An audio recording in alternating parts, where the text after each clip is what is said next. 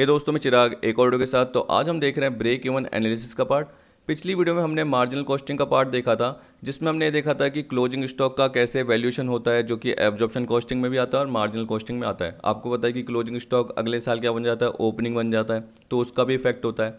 तो देखिए, वो थियोरटिकली देखा था, वर्बली देखा था, एक तरीके से मान सकते हो। पीडीएफ में कवर नहीं था, तो मैंने यहाँ कवर कर लिया है आपकी हेल्प के लिए, फ्यूचर रेफरेंस के लिए, ताकि आपको दिक्कत नहीं हो। Effects of opening and closing stock on profit नाम से, ठीक है। तो ये आप पढ़ के देख लेना, आपको समझ में आ जाएगा, क्योंकि मैंने इसका डिटेल पार्ट तो आपको बता ही दिया था क्वेश्चन के थ्रू भी। उसी तरीके से देखिए, reconciliation of result of absorption costing and marginal बोल रहा है। इसका मतलब क्या है? वही under absorption and over absorption of fix overhead. तो मैंने दोनों पार्ट कवर कर लिए, तो ये पढ़ के देख लेना, क्योंकि आपको बताया कि एब्जॉर्प्शन कॉस्टिंग में जो आपका प्रॉफिट निकल के आता है, या प्रॉफिट या लॉस जैसे भी आप बोलिए, वो ज़्यादा या कम निकल के आता है किसके कंपैरिजन में? मार्जिनल के। तो जो भी ज़्यादा या कम पार्ट आ रहा है वो किसकी वजह से आ रहा है? Under absorption and over absorption of fix overhead की वजह से आ रहा है। अब देखिए, हम जनरली क्या बोलते हैं, मार्जिनल में हम वेरिएबल कॉस्ट लेते हैं और एब्जॉर्प्शन में हम क्या करते हैं, दोनों पार्ट को कवर करते हैं। इसलिए क्लोजिंग स्टॉक की वैल्यूएशन में डिफरेंस तो आएगा ही आएगा, जिसके थ्रू अंडर एब्जॉर्प्शन और ओवर एब्जॉर्प्शन का पार्ट होता ही है। तो इसलिए एब्जॉर्प्शन कॉस्टिंग को मार्जिनल से लिंक करने के लिए हमें क्या करना पड़ेगा? एडजस्टमेंट करना पड़ेगा। तो अंडर को क्या करना पड़ेगा? ऐड करना पड़ेगा। ओवर एब्जॉर्प्शन को क्या करना पड़ेगा? लेस करना पड़ेगा। तो एक बार देख लेना, पढ़ के आपको आ जाएगा। अब देखिए, मैं इसमें फटाफट पार्ट बताऊंगा सीवीपी एनालिसिस में। अगर आप कॉस्ट वॉल्यूम प्रॉफिट एनालिसिस की बात करते हैं, तो इसमें देखिए बहुत सारे पार्ट आते हैं। जैसे मार्जिनल कॉस्ट की इक्वेशंस बनती है, sales is equal to variable cost plus fix cost plus profit, या सेल्स में से माइनस कर दिया वेरिएबल कॉस्ट, माइनस कर दिया फिक्स कॉस्ट, तो क्या निकल के आएगा? प्रॉफिट निकल के आएगा। ये आपने जनरली पढ़ा होगा। तो देखिए, वो जो इक्वेशन बनी उसके थ्रू कंट्रीब्यूशन निकल के आया, सेल्स में से वेरिएबल कॉस्ट गया, तो कंट्रीब्यूशन कैसे आता है? पीवी रेशो कैसे आता है? Profit volume ratio. Margin of safety कैसे आता है? ब्रेक इवन कैसे निकलता है? ब्रेक इवन सेल्स, क्योंकि ब्रेक इवन सेल्स में क्या होता है? नो प्रॉफिट नो लॉस होता है। तो जो सीवीपी एनालिसिस है, इसके अंदर एक तरीके से ब्रेक इवन एनालिसिस है। तो मैंने कई रेफरेंस बुक में देखा, तो दोनों पर्टिकुलर सेम ही होते हैं। एक तरीके से एडवांटेज के पॉइंट ऑफ व्यू से बोले, ऑब्जेक्टिव के पॉइंट ऑफ व्यू से बोले, ठीक है, या लिमिटेशन के पॉइंट ऑफ व्यू से बोले, सारा पार्ट जनरली क्या रहता है? सेम रहता है।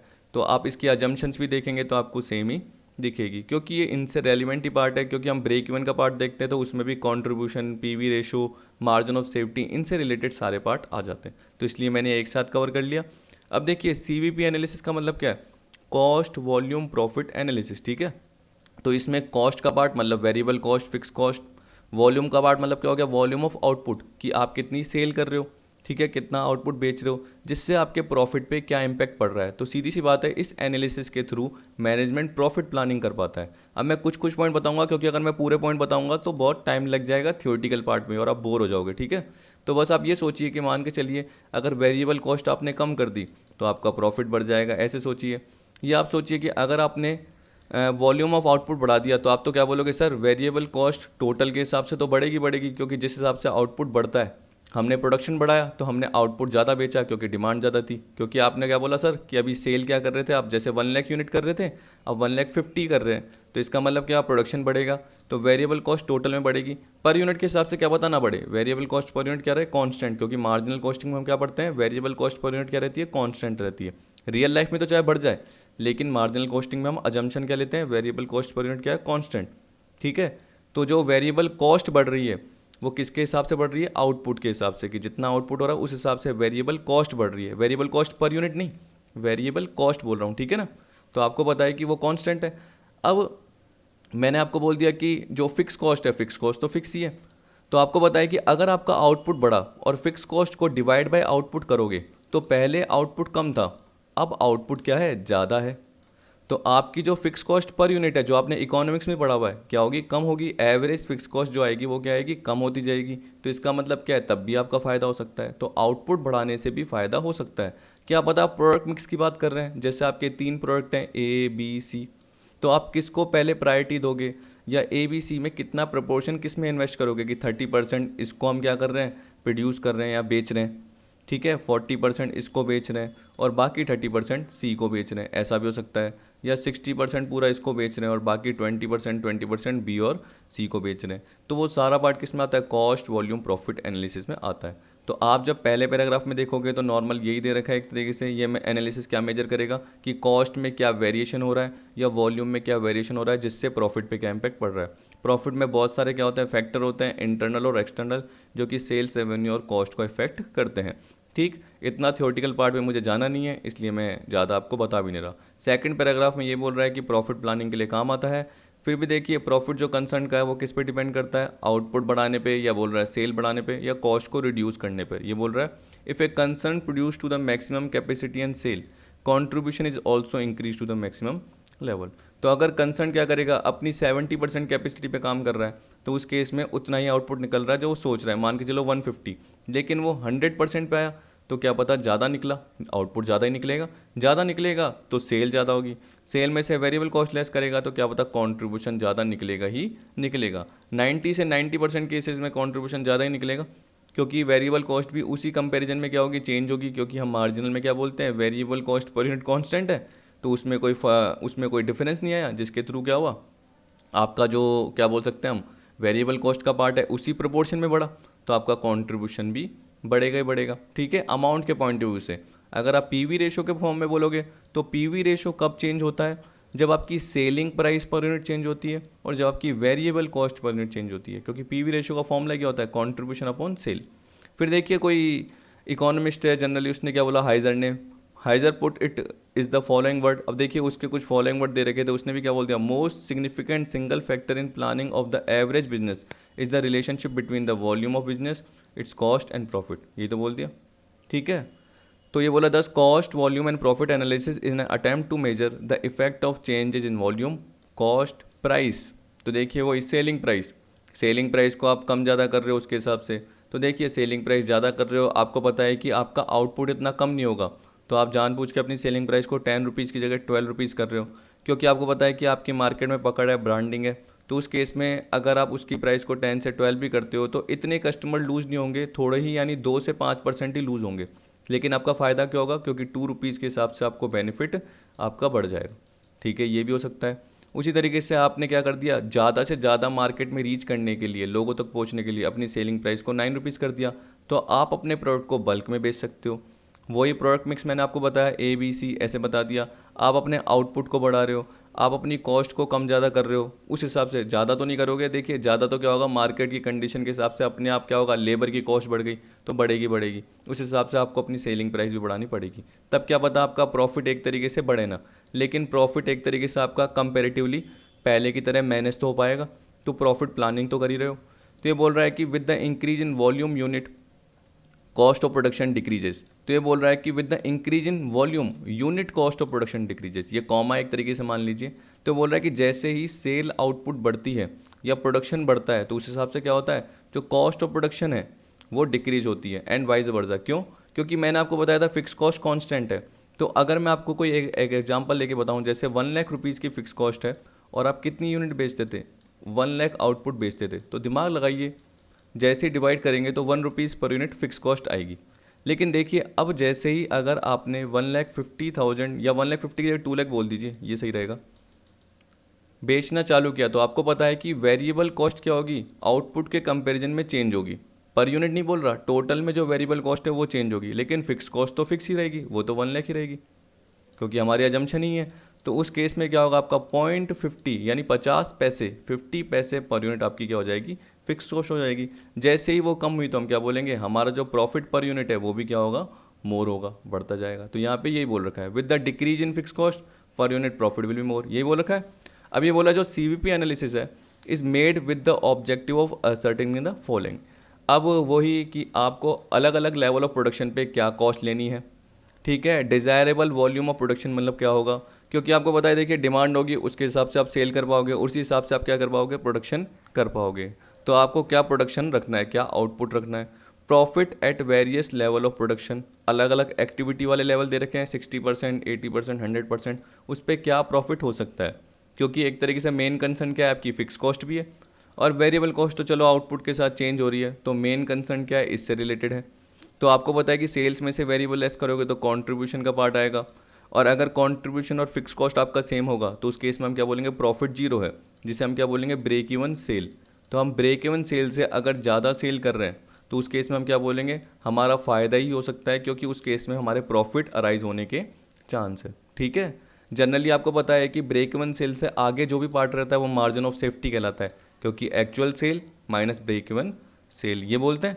तो हम कुछ ना कुछ मार्जिन ऑफ सेफ्टी भी रख के चलते हैं, ठीक। तो इस तरीके से पार्ट आपका आगे थियोरेटिकली आता रहेगा। Difference between sales revenue and variable cost, ये भी एक तरीके से आपको सीवीपी एनालिसिस के थ्रू पता चल जाएगा कि क्या कंट्रीब्यूशन जनरेट कर रहे हैं। अब देखिए ब्रेक इवन में यही बोल रखा है, देखिए इन ब्रेक इवन एनालिसिस और CVP analysis an activity level is determined at which all relevant cost are recovered and there is a situation of no profit और नो लॉस। तो देखिए relevant cost generally variable cost को माना जाता है। तो यहाँ पे बोल रहा है कि अगर सेल्स में से वेरिएबल कॉस्ट लेस किया तो कंट्रीब्यूशन, ठीक है। फिर उसके बाद जैसे फिक्स कॉस्ट का पार्ट है तो ये बोल रहा है कि चलो वेरिएबल कॉस्ट तो रिकवर हो गई और फिक्स कॉस्ट भी रिकवर हो गई और आपका प्रॉफिट क्या आ रहा है, जीरो, या लॉस क्या आ रहा है, जीरो। तो नो प्रॉफिट नो लॉस की सिचुएशन हो गई। This activity level is called break even point. Break even point in any business is that point at which the volume of sales और revenue exactly equal to total expenses. तो देखिए इसकी equation के बाद आप जब देखोगे, मैं साथ साथ आपको दिखा भी देता हूँ जिससे आपको कन्फ्यूजन ना हो। एक मिनट, और मेरे को भी क्या होगा फिर एफर्ट नहीं करने पड़ेंगे ज़्यादा बाद में आपको बताने के लिए। तो देखिए सेल्स में से टोटल कॉस्ट लेस करते हो तो प्रॉफिट आता है, ठीक है। और टोटल कॉस्ट का मतलब क्या होता है, फिक्स कॉस्ट और वेरिएबल। तो अगर मैं बोलूँगा कि अगर ब्रेक इवन पॉइंट पे नो प्रॉफिट, प्रॉफिट नहीं है, तो उस केस में क्या होगा, ब्रेक इवन सेल्स मतलब sales is equal to fix cost plus variable cost, fix cost plus variable cost. क्योंकि देखिए sales is equal to fix cost plus variable plus profit. तो अगर प्रॉफिट जीरो तो sales is equal to fix cost plus variable. तो इसका मतलब ये cell क्या हो गई, ब्रेक इवन सेल हो गई, जहाँ पे प्रॉफिट क्या है, जीरो। तो ना प्रॉफिट है ना लॉस है। आप ब्रेक इवन सेल्स को ऐसे भी निकाल सकते हो, सेल प्राइस इंटू यूनिट, और इज इक्वल टू देखिए फिक्स कॉस्ट दे रखा है आपको, क्योंकि फिक्स कॉस्ट तो आपका नॉर्मली क्या होता है, जीरो आउटपुट भी रहता है।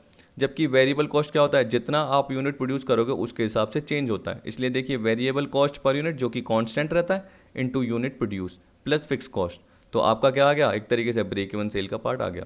या खुद सोचिए जब आप फॉर्मेट बनाते हैं तो सेल माइनस वेरिएबल कॉस्ट करते हैं तो कंट्रीब्यूशन आता है, उसके बाद उसमें फिक्स कॉस्ट लेस करते हैं तो प्रॉफिट निकल के आता है, ठीक है। कोई भी एग्जांपल ले लीजिए, आपने जैसे बोल दिया कि 1 लाख की आपकी क्या है सेल है, वेरिएबल कॉस्ट कितने की है, 40,000 की है, 40K की है, तो आपका जो आया कंट्रीब्यूशन वो 60K मतलब 60,000 आया।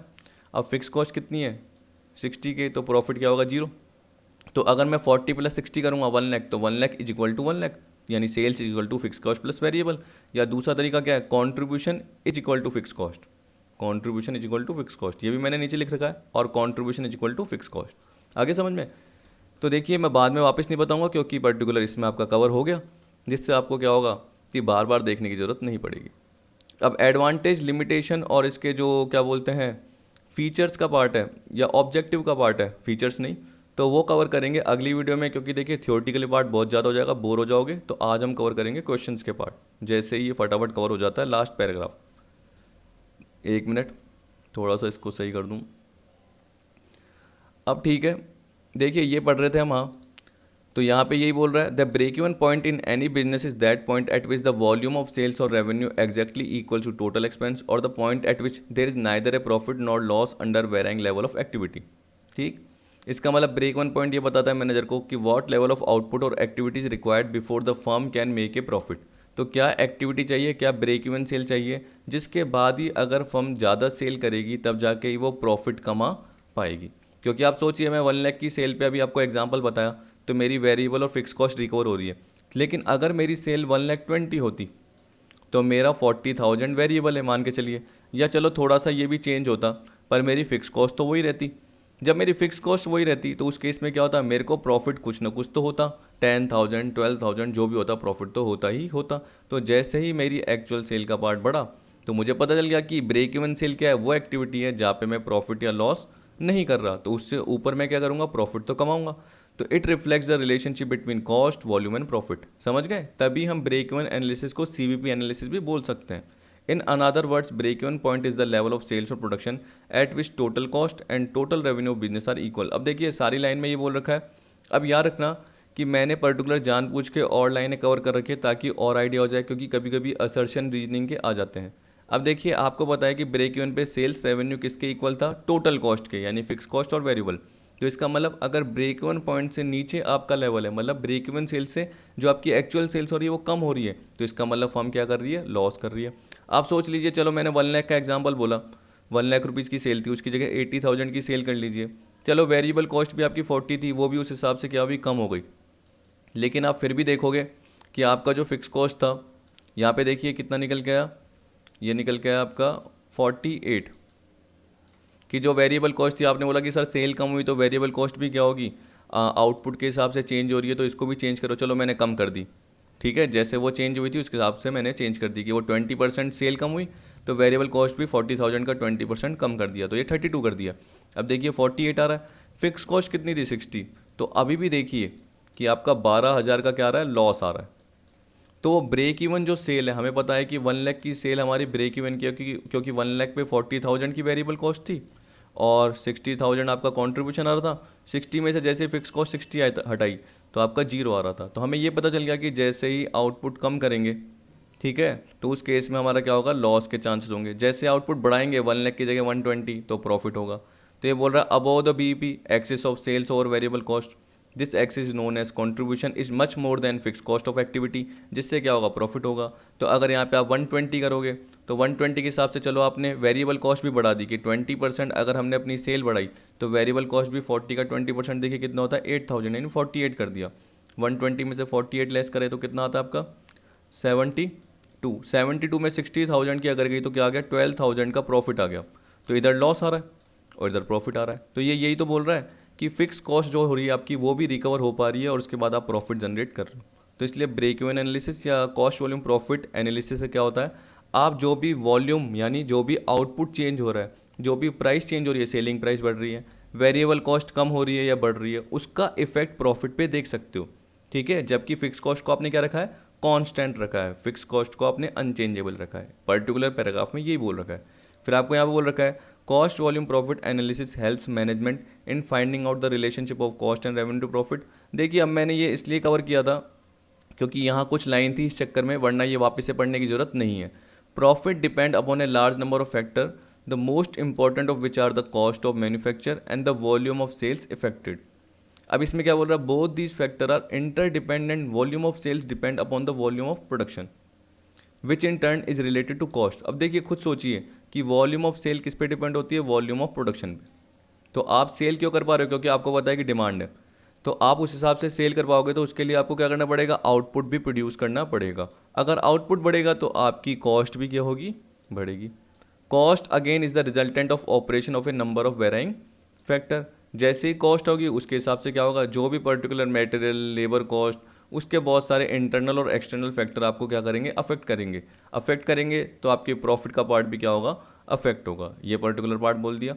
अब देखिए ऑब्जेक्टिव्स जो भी हैं वो बाद में कवर कर लेंगे, क्योंकि देखिए थियोरटिकल पार्ट है। वैसे भी अब अगर आप पढ़ के देखोगे तो मेरे हिसाब से आपको 80% पॉइंट तो ये समझ में आ जाएंगे, जो भी ऑब्जेक्टिव एडवांटेज है। फिर भी मैं आपको क्या करूँगा, अगली वीडियो में मेरे हिसाब से कवर हो जाएगा, क्योंकि मुझे ब्रेक इवन चार्ट भी आपको बताना है। अब देखिए वो ब्रेक इवन चार्ट वैसे एग्जाम में तो आएगा नहीं, लेकिन उसके अंदर एंगल ऑफ इंडिफरेंस क्या होता है वो मुझे कवर कराना पड़ेगा। तो इसलिए मैं पर्टिकुलर एक ही चार्ट कवर कराऊंगा। वैसे ब्रेक इवन चार्ट में क्या होता है, 4 चार्ट आते हैं, 4, लेकिन उसका कोई लेना देना नहीं है। बस 4 चार्ट के नेम बता दूंगा आपको और एक पर्टिकुलर ट्रेडिशनल चार्ट बना के आपको मैं समझा दूंगा, क्योंकि वो 4 चार्ट बना के एक टाइम वेस्ट करना है, कभी एग्जाम में आपके आएंगे भी नहीं। हाँ 4 चार्ट के नाम मैं दे दूंगा जिससे आपके एग्जाम में कभी आ सकते हैं, तो वो आप देख लेना। अब देखिए मैंने कुछ टर्मिनोलॉजी कवर की है जो कि हम बोल सकते हैं कि हमारे क्वेश्चन से रिलेटेड आती है, जैसे मार्जिनल कॉस्ट इक्वेशन। तो ये आपको पता है सेल में से कॉस्ट गई तो प्रॉफिट। कॉस्ट का मतलब क्या होता है, फिक्स कॉस्ट और वेरिएबल कॉस्ट। तो सेल्स माइनस फिक्स कॉस्ट और वेरिएबल कॉस्ट, इन दोनों का टोटल कर लो, या minus fix cost minus variable कर दो। सेल्स में से वेरिएबल लेस करोगे तो क्या आएगा, कॉन्ट्रीब्यूशन आएगा।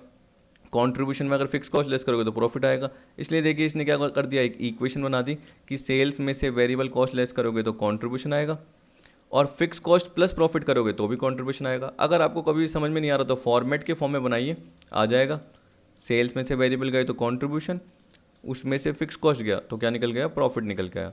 अगर प्रॉफिट में फिक्स कॉस्ट जोड़ दूंगा तो क्या आएगा, कंट्रीब्यूशन, या फिक्स कॉस्ट में प्रॉफिट जोड़ दूंगा तो कंट्रीब्यूशन आएगा, और सेल्स में से वेरिएबल लेस कर दूंगा। तो देखिए S minus P is equal to F plus P.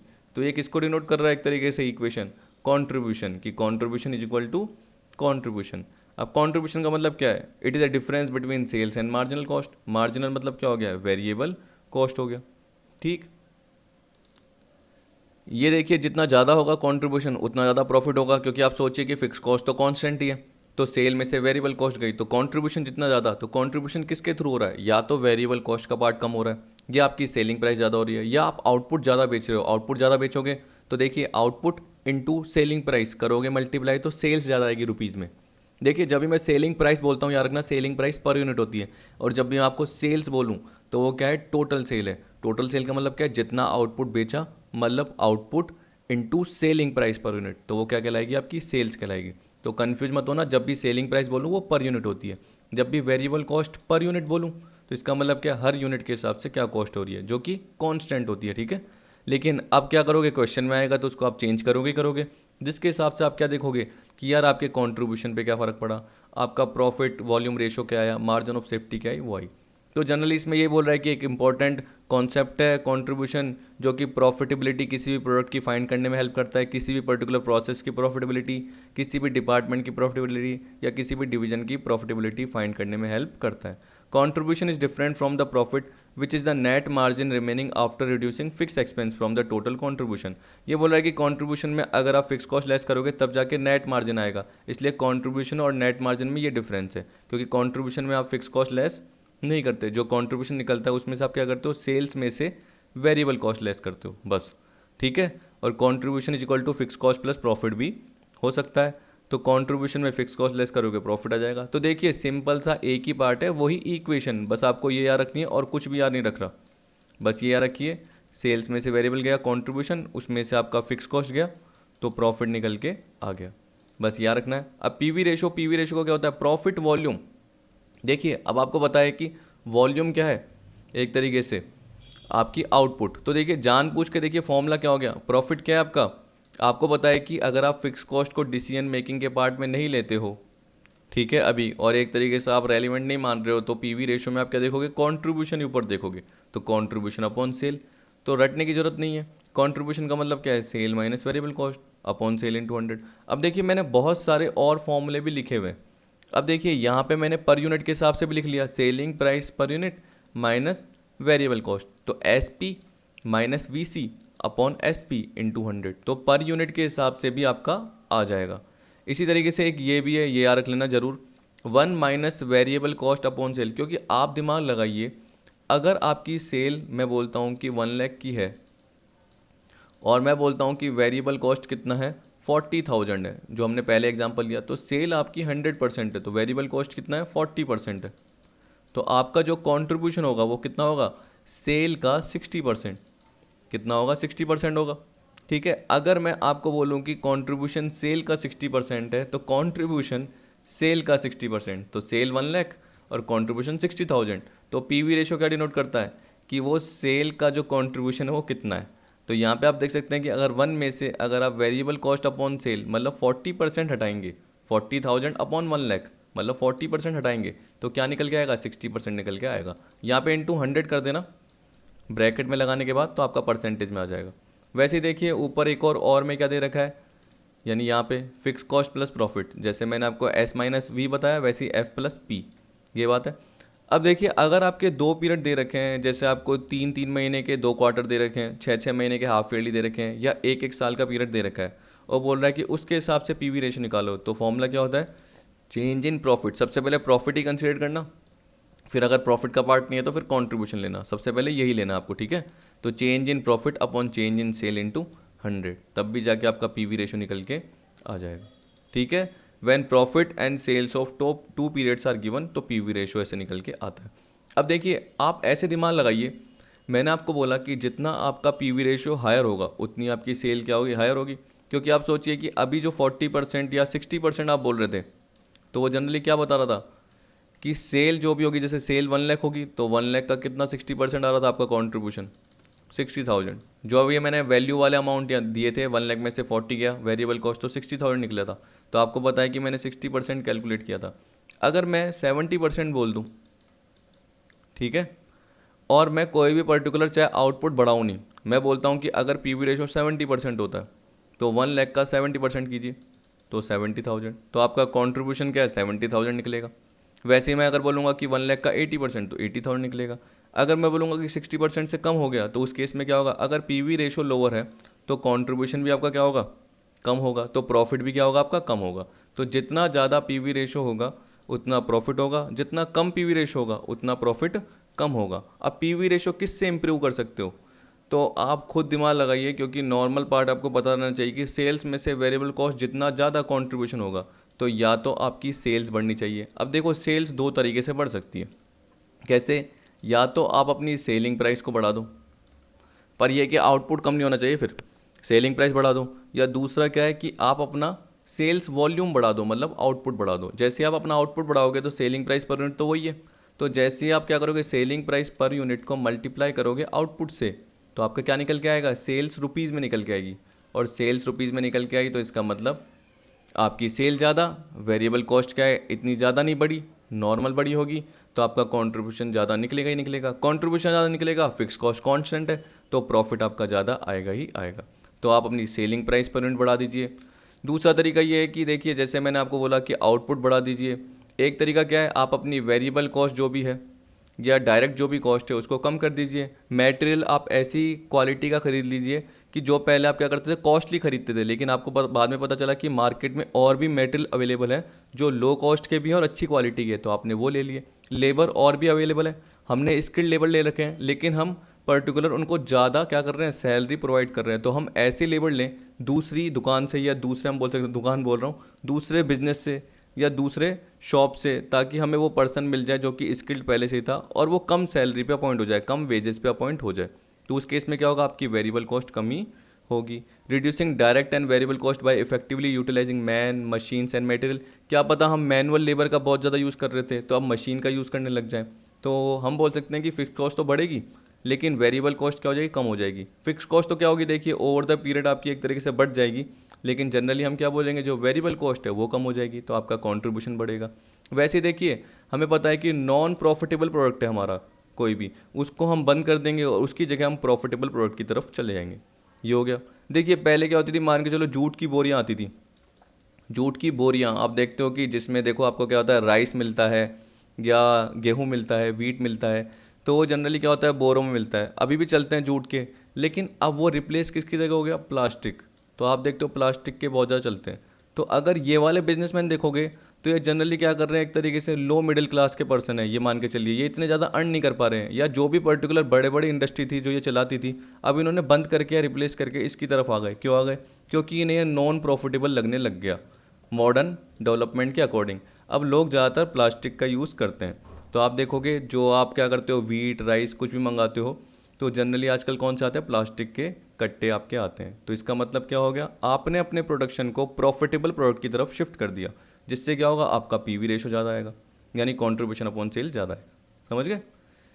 तो ये बोल रहा है कि पीवी रेशियो एक लॉजिकल एक्सटेंशन है मार्जिनल कॉस्टिंग का। It is the study of inter relationships of cost behaviour patterns level of activity and the profit that result from each alternative combination. वही देखिए आपको पता है कि पहले क्या प्रोडक्ट आप बेच रहे थे, अब क्या बेच रहे हो, तो वो मिक्स हो गया। पहले आप सेलिंग प्राइस पर यूनिट क्या रख के बैठे थे, अब क्या रख के बैठे हो। पहले आप कितना आउटपुट बेच रहे थे 70% एक्टिविटी पे, अब आप 80% एक्टिविटी, आपने अपनी एक्टिविटी बढ़ा दी, 90% एक्टिविटी कर दी या पूरी 100% कर दी, तो उससे आपके प्रॉफिट पे क्या असर पड़ा, कंट्रीब्यूशन पे क्या असर पड़ा, तो वही पीवी रेशो बताता है। ठीक है। तो यहाँ पे बोल रहा था significance of PV ratio may be enumerated from the following applications which are as under. आप देख सकते हैं, आपको ये पॉइंट बता रखे। ascertainment of profit on a particular level of sales volume, determination of break-even point, calculation of sales required to earn a particular level of profit। आ गया ये। अब देखिए ये याद रख लेना कि जितना भी हम पीवी रेशो कम ज़्यादा की बात कर रहे हैं तो उसमें मैंने आपको क्या बताया कि ज़्यादा जो इम्पैक्ट पड़ेगा कि पीवी रेशो जो जनरली आपका बढ़ गया वो किसकी वजह से इम्पैक्ट पड़ेगा, एक तो सेलिंग प्राइस पर यूनिट की बढ़ने की वजह से। ठीक है, चलो आउटपुट तो फिर भी नहीं बोल सकता, आउटपुट मैंने बोल दिया, तो आउटपुट मैंने गलत ही बोल दिया एक तरीके से मान के चलो, क्योंकि आउटपुट बढ़ेगा तो उससे क्या होगा, वेरिएबल कॉस्ट भी बढ़ेगी, क्योंकि जितना आउटपुट होगा उतनी वेरिएबल कॉस्ट, तो कंट्रीब्यूशन तो वही निकल के आएगा। तो जनरली ये सोच के चलना कि सेलिंग प्राइस पर यूनिट बढ़ने से पीवी रेशो चेंज होता है, एक चीज़। और याद रखना वेरिएबल कॉस्ट कम ज़्यादा होने से, कौन सी, पर यूनिट, तो सेलिंग प्राइस पर यूनिट भी और वेरिएबल कॉस्ट पर यूनिट। और तीसरा क्या बोल रहा है, आप अपने नॉन प्रॉफिटेबल प्रोडक्ट को प्रॉफिटेबल प्रोडक्ट की तरफ शिफ्ट कर रहे हो, बस इसकी वजह से। अगर मैं बोल रहा हूँ कि मेरी सेलिंग प्राइस पर यूनिट वही है 10 रुपीज़ और मेरा आउटपुट पहले मैं 1 लाख यूनिट बेचता था और अब मैं 1,50,000 बेच रहा हूँ, तो मेरा पीवी रेशो चेंज नहीं होगा। मैंने पिछली वीडियोज़ में आपको बताया था क्यों नहीं चेंज होगा, क्योंकि उस हिसाब से जो मेरी वेरिएबल कॉस्ट है टोटल में वो भी चेंज हो रही है कि अगर ये 50% मेरा आउटपुट बढ़ रहा है तो मेरी वेरिएबल कॉस्ट भी अमाउंट में 50% बढ़ेगी, पर यूनिट में तो सेम रहेगी। तो मान के चलो अगर मेरी 5 रुपीज़ वेरिएबल कॉस्ट थी तो पहले 50,000 कॉस्ट आती थी। अब आपको पता है कि जैसे ही मैं 1,50,000 बेचूंगा तो अब क्या होगी, वो 75,000 आएगी। तो आप देख सकते हैं 1 लाख में से 50 गए तो कितना बचा, 50,000 बचा कंट्रीब्यूशन, और 1,50,000 में से 75 गए तो 75 बचा। अगर आप पहले भी देखोगे कंट्रीब्यूशन अपॉन सेल करोगे तो 50% ही आएगा और अभी भी 50% ही आएगा। तो आउटपुट में चेंज होने से कुछ नहीं होता, आउटपुट में चेंज होने से कुछ नहीं होता कि जैसे पहले मान के चलो मैं 10,000 यूनिट बेच रहा था, अब मैं 15,000 यूनिट बेच रहा हूँ, तो आउटपुट से कुछ नहीं होता, selling price per unit change होने से होता है और variable cost per unit change होने से पीवी रेशो पे जनरली असर होता है और प्रोडक्ट मिक्स चेंज होने पे होता है। ठीक है, प्रोडक्ट मिक्स चेंज होने पे होता है। देखिए एक बार आप ये जनरली ज़रूर देख लेना कि ये किस लिए पीवी रेशो का पर्टिकुलर आपका यूज़ होता है। फिर भी चलो मैं एक एक करके पॉइंट पढ़ा ही देता हूँ, कोई टिपिकल तो नहीं है। देखिए जनरली ये क्या बोल रहा है कि ये फॉर्मूले के बेसिस पे बोल रहा है कि पीवी रेशो जब भी आएगा तो आपको कोई भी सेल निकालनी है, जैसे आपको डिजायर्ड सेल निकालनी है तो आपको पता है कि डिजायर्ड सेल्स का फॉर्मूला क्या होता है, fix cost plus desired profit upon PV ratio. तो पीवी रेशो क्या हेल्प कर रहा है, आपकी डिजायर्ड सेल्स निकालने की हेल्प कर रहा है। तो इस तरीके से आपको बहुत सारे पॉइंट दे रखे हैं। जैसे हमने बोल दिया कि अगर पीवी रेशो आपको दे रखा है और आपको क्या निकालना है, वो निकालना है कॉन्ट्रीब्यूशन निकालना है, तो क्या करोगे, sales into PV ratio, sales into PV ratio, तो कंट्रीब्यूशन निकल के आ गया। तो यहाँ पे देखिए बोल रहा है ascertainment of profit on a particular level of sales volume, determination of break even point, calculation of sales required to earn a particular level of profit, कि मुझे सेल का 20% कमाना है या मुझे 1 लाख के प्रॉफिट को मेंटेन करके चलना है, ऐसे। Estimation the volume of sales required to maintain the present level of profit in case selling price are to be reduce by stipulated margin. ये तो देखिए मैं जनरली आपको क्वेश्चन भी करा सकता हूँ जिसमें क्या बोलेगा कि सेलिंग प्राइस जो मेरी चल रही थी वो 10 रुपीज़ चल रही थी, अगर मैं उसको 8 रुपीज़ कर दूँ और मेरा 10 रुपीज़ की सेलिंग प्राइस पे जो प्रॉफिट आ रहा था वो 50,000 रुपीज़ का आ रहा था और मैं यही मेंटेन करके रखना चाहता हूँ, तो इसमें मैंने एक आपको छोटा फॉर्मूला भी बताया हुआ है, अभी आपको पता चल जाएगा, उससे भी ये कवर हो जाएगा। तो आप चाहे वो फॉर्मूला लगा सकते हो या मैं आपको लॉजिक भी बता दूंगा। ठीक है, तो आपको प्रॉफिट यही मेंटेन करना है प्रेजेंट लेवल का, क्योंकि प्रेजेंट लेवल पे ये था। लेकिन अगर आपने अपनी सेलिंग प्राइस को क्या कर दिया, रिड्यूस कर दिया, तो उस केस में जो मार्जिन तो यही रखना चाहते हो, तो उस केस में वॉल्यूम ऑफ सेल क्या रहेगी, मतलब जो डिजायर्ड सेल्स रहे वो क्या रहेगी, यूनिट में क्या रहेगी, डिजायर्ड सेल्स यूनिट में क्या रहेगी। इसी तरीके से ई पॉइंट में क्या बोल दिया, useful in developing flexible budgets for cost control purposes. देखिए फ्लेक्सिबल बजट वही होता है कि आप 60%, 80%, 100% इस एक्टिविटी पे कैसे काम कर रहे हो, तो उसके हिसाब से सेल्स में से सारी कॉस्ट जाती है और प्रॉफिट निकल के आ जाता है। तो उस केस में हम क्या बोलेंगे कि मार्जिनल कॉस्ट अप्रोच से सेल्स में से वेरिएबल गया, कंट्रीब्यूशन निकल के आया, तो आपको कंट्रीब्यूशन पता चलता है।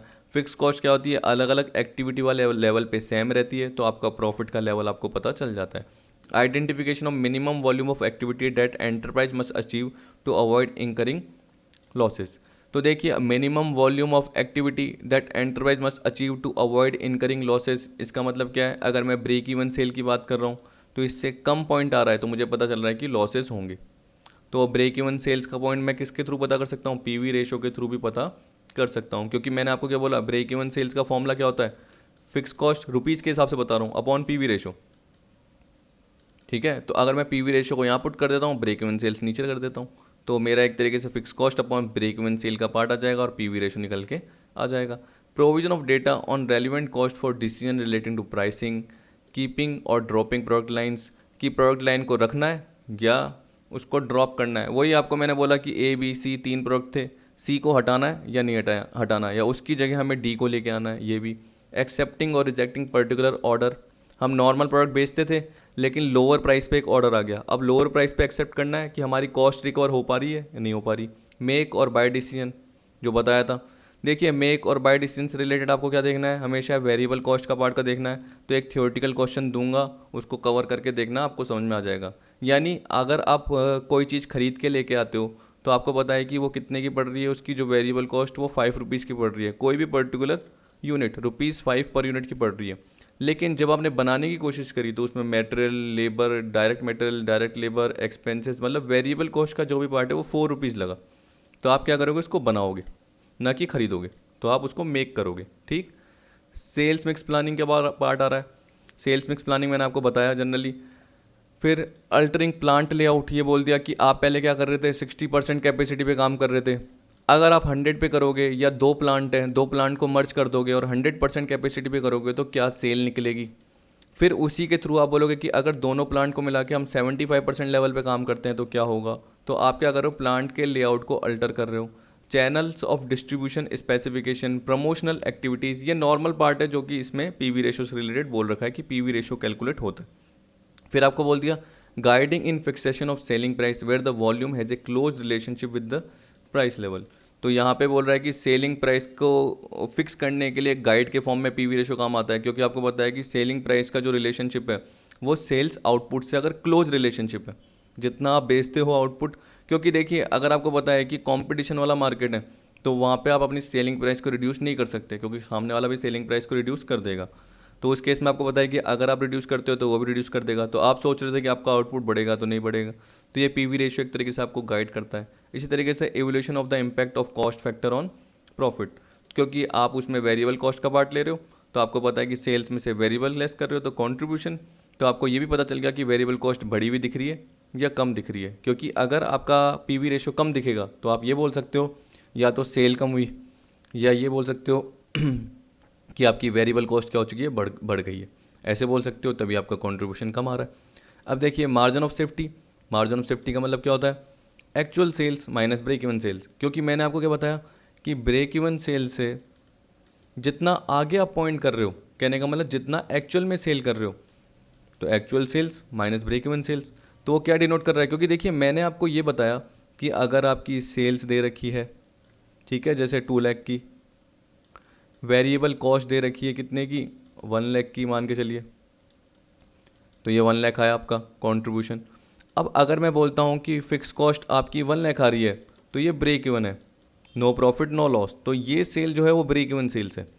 अब अगर आपने रियल में सेल जो करी वो 240 करी, तो 240 माइनस 2 लाख, तो ये जनरली क्या बता रहा है, मार्जिन ऑफ सेफ्टी। पर आप तो बोलोगे सर ये प्रॉफिट हुआ, हाँ प्रॉफिट हुआ, लेकिन हम क्या बोल रहे हैं कि पहले से ही पास्ट परफॉर्मेंस के बेसिस पे मेंटेन करके चल रहे हैं कि हमारी एक्चुअल सेल्स ये है और ब्रेक इवन सेल्स हमारी क्या होती है। तो उसके बेसिस हम बोल रहे हैं कि मार्जिन ऑफ सेफ्टी ये है, क्योंकि अगर 40,000 मेरी मार्जिन ऑफ सेफ्टी मैंने बोल दिया इन दोनों का डिफरेंस, ठीक है, तो इतना मैं लॉस बियर कर सकता हूँ। यानी अगर मेरी एक तरीके से मैं क्या बोल रहा हूँ कि 40,000 मेरे पास मार्जिन ऑफ सेफ्टी पड़ी है और अगले साल मेरी सेल क्या होती है, कम होती है, तो उस केस में क्या बोलूँगा कि इतना 40,000 का मैं लॉस बियर कर सकता हूँ, क्योंकि इससे कम होगा तो मैं सर्वाइव नहीं कर पाऊँगा। ठीक है, तो हम बोल सकते हैं कि मार्जिन ऑफ सेफ्टी, जैसे देखिए घर पे आपकी सेविंग रहती है, अभी जैसे मैंने बोल दिया लॉकडाउन हो गया, तो मैंने कल परसों खबर सुनी कि पर्सन थे 1,50,000 पर मंथ कमाता था, लेकिन फिर भी उसने क्या कर दिया, आत्महत्या कर ली, पत्नी ने भी और पति ने। क्यों? क्योंकि उनके एक्सपेंडिचर बहुत ज़्यादा थे, उनके खर्चे बहुत ज़्यादा थे, तो वो सर्वाइव नहीं कर पा रहे थे पर्टिकुलर इन चीज़ों के लिए, तो उन्होंने सेविंग ही नहीं करी। तो अगर आप पहले से ही सेविंग या सेफ्टी रखोगे तो आपको पता है कि कोई भी कंटीजेंसी आएगी, कोई भी लॉस का पार्ट आएगा, तो उससे आप सेव कर सकते हो, पर्टिकुलर उस पार्ट को यूज़ कर सकते हो, कहने का मतलब। तो मार्जिन ऑफ सेफ्टी भी वही है। ठीक, देखिए अब पढ़ के देख लीजिए, margin of safety is the difference between actual sales and break even sales. Margin of safety is calculated in rupees, unit और इवन इन परसेंटेज फॉर्म। तो इसलिए मैंने जानबूझ के तीनों ही कवर कर दिए। अब देखिए मेरे को तो रटे रटाएं, आपको भी रटे हुए होने चाहिए। मैं ऐसे सोचता हूँ कि ब्रेक इवन सेल से आगे वाली सेल मार्जिन ऑफ सेफ्टी कहलाती है, मतलब एक्चुअल सेल्स तो हमेशा आगे होगी। अब अगर इसको परसेंटेज के फॉर्म में डिनोट करना चाहो तो actual sales minus break even sales upon क्या करोगे आप, एक्चुअल सेल्स ही करोगे। एक्चुअल सेल मतलब present sales minus break even sales upon present sale, यानी एक्चुअल सेल ही नीचे डिवाइड करोगे, इनटू 100 करोगे तो परसेंटेज में आ जाएगा। रुपीज़ में निकालने का एक और फॉर्मूला है प्रॉफिट अपॉन पीवी रेशो। या अगर आपको मार्जिन ऑफ सेफ्टी यूनिट्स में दे रखी है, अब आप बोलोगे सर यूनिट्स में पर्टिकुलर कैसे देगी, तो उसके लिए भी नीचे फॉर्मूला दे रखा है। तो margin of safety in units into selling price का पार्ट आपका आ जाएगा। जैसे ही सेलिंग, क्योंकि देखिए मार्जिन ऑफ सेफ्टी भी किससे लिंक है, दिमाग लगाइए, एक्चुअल सेल से लिंक की है, तो सेलिंग प्राइस पर यूनिट जैसे मल्टीप्लाई करोगे तो आपका रुपीज़ में आ जाएगा, याद रखना।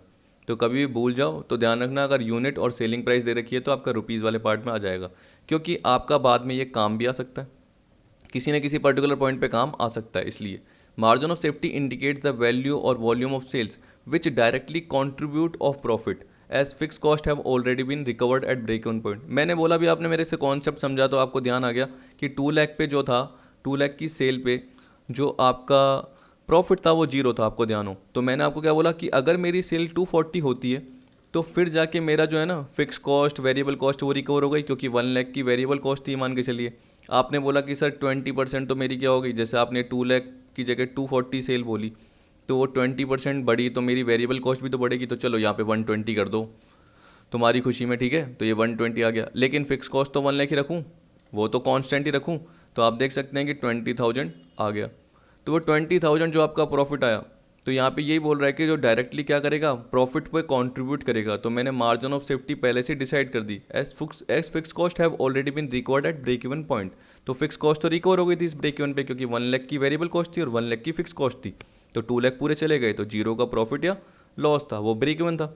तो अगर मैं अपनी सेल बढ़ाता हूँ तो जनरली मैं क्या बोलूँगा कि मुझे प्रॉफिट ही होगा, जो कि मार्जिन ऑफ सेफ्टी के फॉर्म में होगा। तभी हम क्या बोलते हैं, actual sales minus break even sales, ये 40,000, तो मार्जिन ऑफ सेफ्टी है तो मेरा प्रॉफिट भी बढ़ेगा, बढ़ गया ना 20,000। Thus there will be no loss if sales is decrease to the extent of margin of safety. तो ये बोल रहा है कि इसलिए कोई लॉस नहीं होगा अगर हमारी सेल 2,40,000 थी मान के चलो, और हमें पता है कि ब्रेक इवन पॉइंट हमारा 2 लाख का था। तो अगर वो 40,000 कम भी हो जाती है तो हमें पता है कि उस केस में हमारा जो प्रॉफिट या लॉस का पार्ट है वो जीरो आएगा। तो बोला there will be no loss if sales is decrease to the extent of margin of safety. तो 240 से अगर वो 2 लाख हो जाता है, मतलब 40,000 अगर कम भी हो जाती है, जो कि 40,000 मार्जिन ऑफ सेफ्टी है, ठीक है, अगर उससे कम भी हो जाती है तो हमें कोई लॉस नहीं होगा। तो मार्जिन ऑफ सेफ्टी जितना ज़्यादा होगा उतना ज़्यादा प्रॉफिट होगा, याद रखना। मार्जिन ऑफ सेफ्टी जितना कम होगा उतना कम प्रॉफिट होगा। या हम बोल सकते हैं कि मार्जिन ऑफ सेफ्टी अगर क्या हो गया, डिक्रीज हो गया, और उसके बाद हमारी एक्चुअल सेल्स और कम हो गई, तो मार्जिन ऑफ सेफ्टी नेगेटिव जा रहा है, तो मार्जिन ऑफ सेफ्टी पॉजिटिव है ही नहीं, तो हमारे पास लॉसेस के चांसेस और ज़्यादा हो जाएंगे। अब देखिए रुपीज़ के फॉर्म में ये दे रखा है, ये फॉर्मूला, ये यूनिट वाला बताया। ये देखिए यूनिट्स में निकालना है तो actual sale in unit minus break even sale in unit, ये जनरली बोल सकते हो। अब आप बोलोगे ब्रेक इवन सेल्स कैसे निकल के आती है यूनिट में, तो आपको पता है कि fix cost upon PV ratio मत करना, जब भी पीवी रेशो करो तो वो परसेंटेज के फॉर्म में है, तो वो जनरली रुपीज़ में आएगा। जब भी आप कॉन्ट्रीब्यूशन पर यूनिट करोगे तो वो यूनिट में आएगा, fix cost upon contribution per unit. क्योंकि जनरली मान के चलो ये फॉर्मूले के थ्रू ही बन के आया है। मैं ब्रेक इवन सेल को भी ब्रेक करके बता सकता हूँ, लेकिन ब्रेक करने की ज़रूरत ही नहीं है, क्योंकि आपको वैसे भी ये रट जाते हैं। Margin of safety in percentage of sale, तो margin of safety rupees upon actual sale, या मैंने ये बताया था ना आपको actual sales minus break even sale, जो रुपीज़ के फॉर्म में बताया था, जैसे यूनिट में, तो वैसे ऊपर मैंने अभी फॉर्मूले में रुपीज़ में बताया, नीचे क्या बोला, डिवाइड बाय एक्चुअल सेल्स आएगी, तो वो परसेंटेज में आ जाएगी। अब देखिए बोल रहा है margin of safety is less if fix cost is high. तो ये लॉजिक तो सबको ही पता है, क्यों, क्योंकि आपको पता है कि अगर फिक्स कॉस्ट का पार्ट ज़्यादा रहेगा तो मार्जिन ऑफ सेफ्टी का पॉइंट कम रहेगा।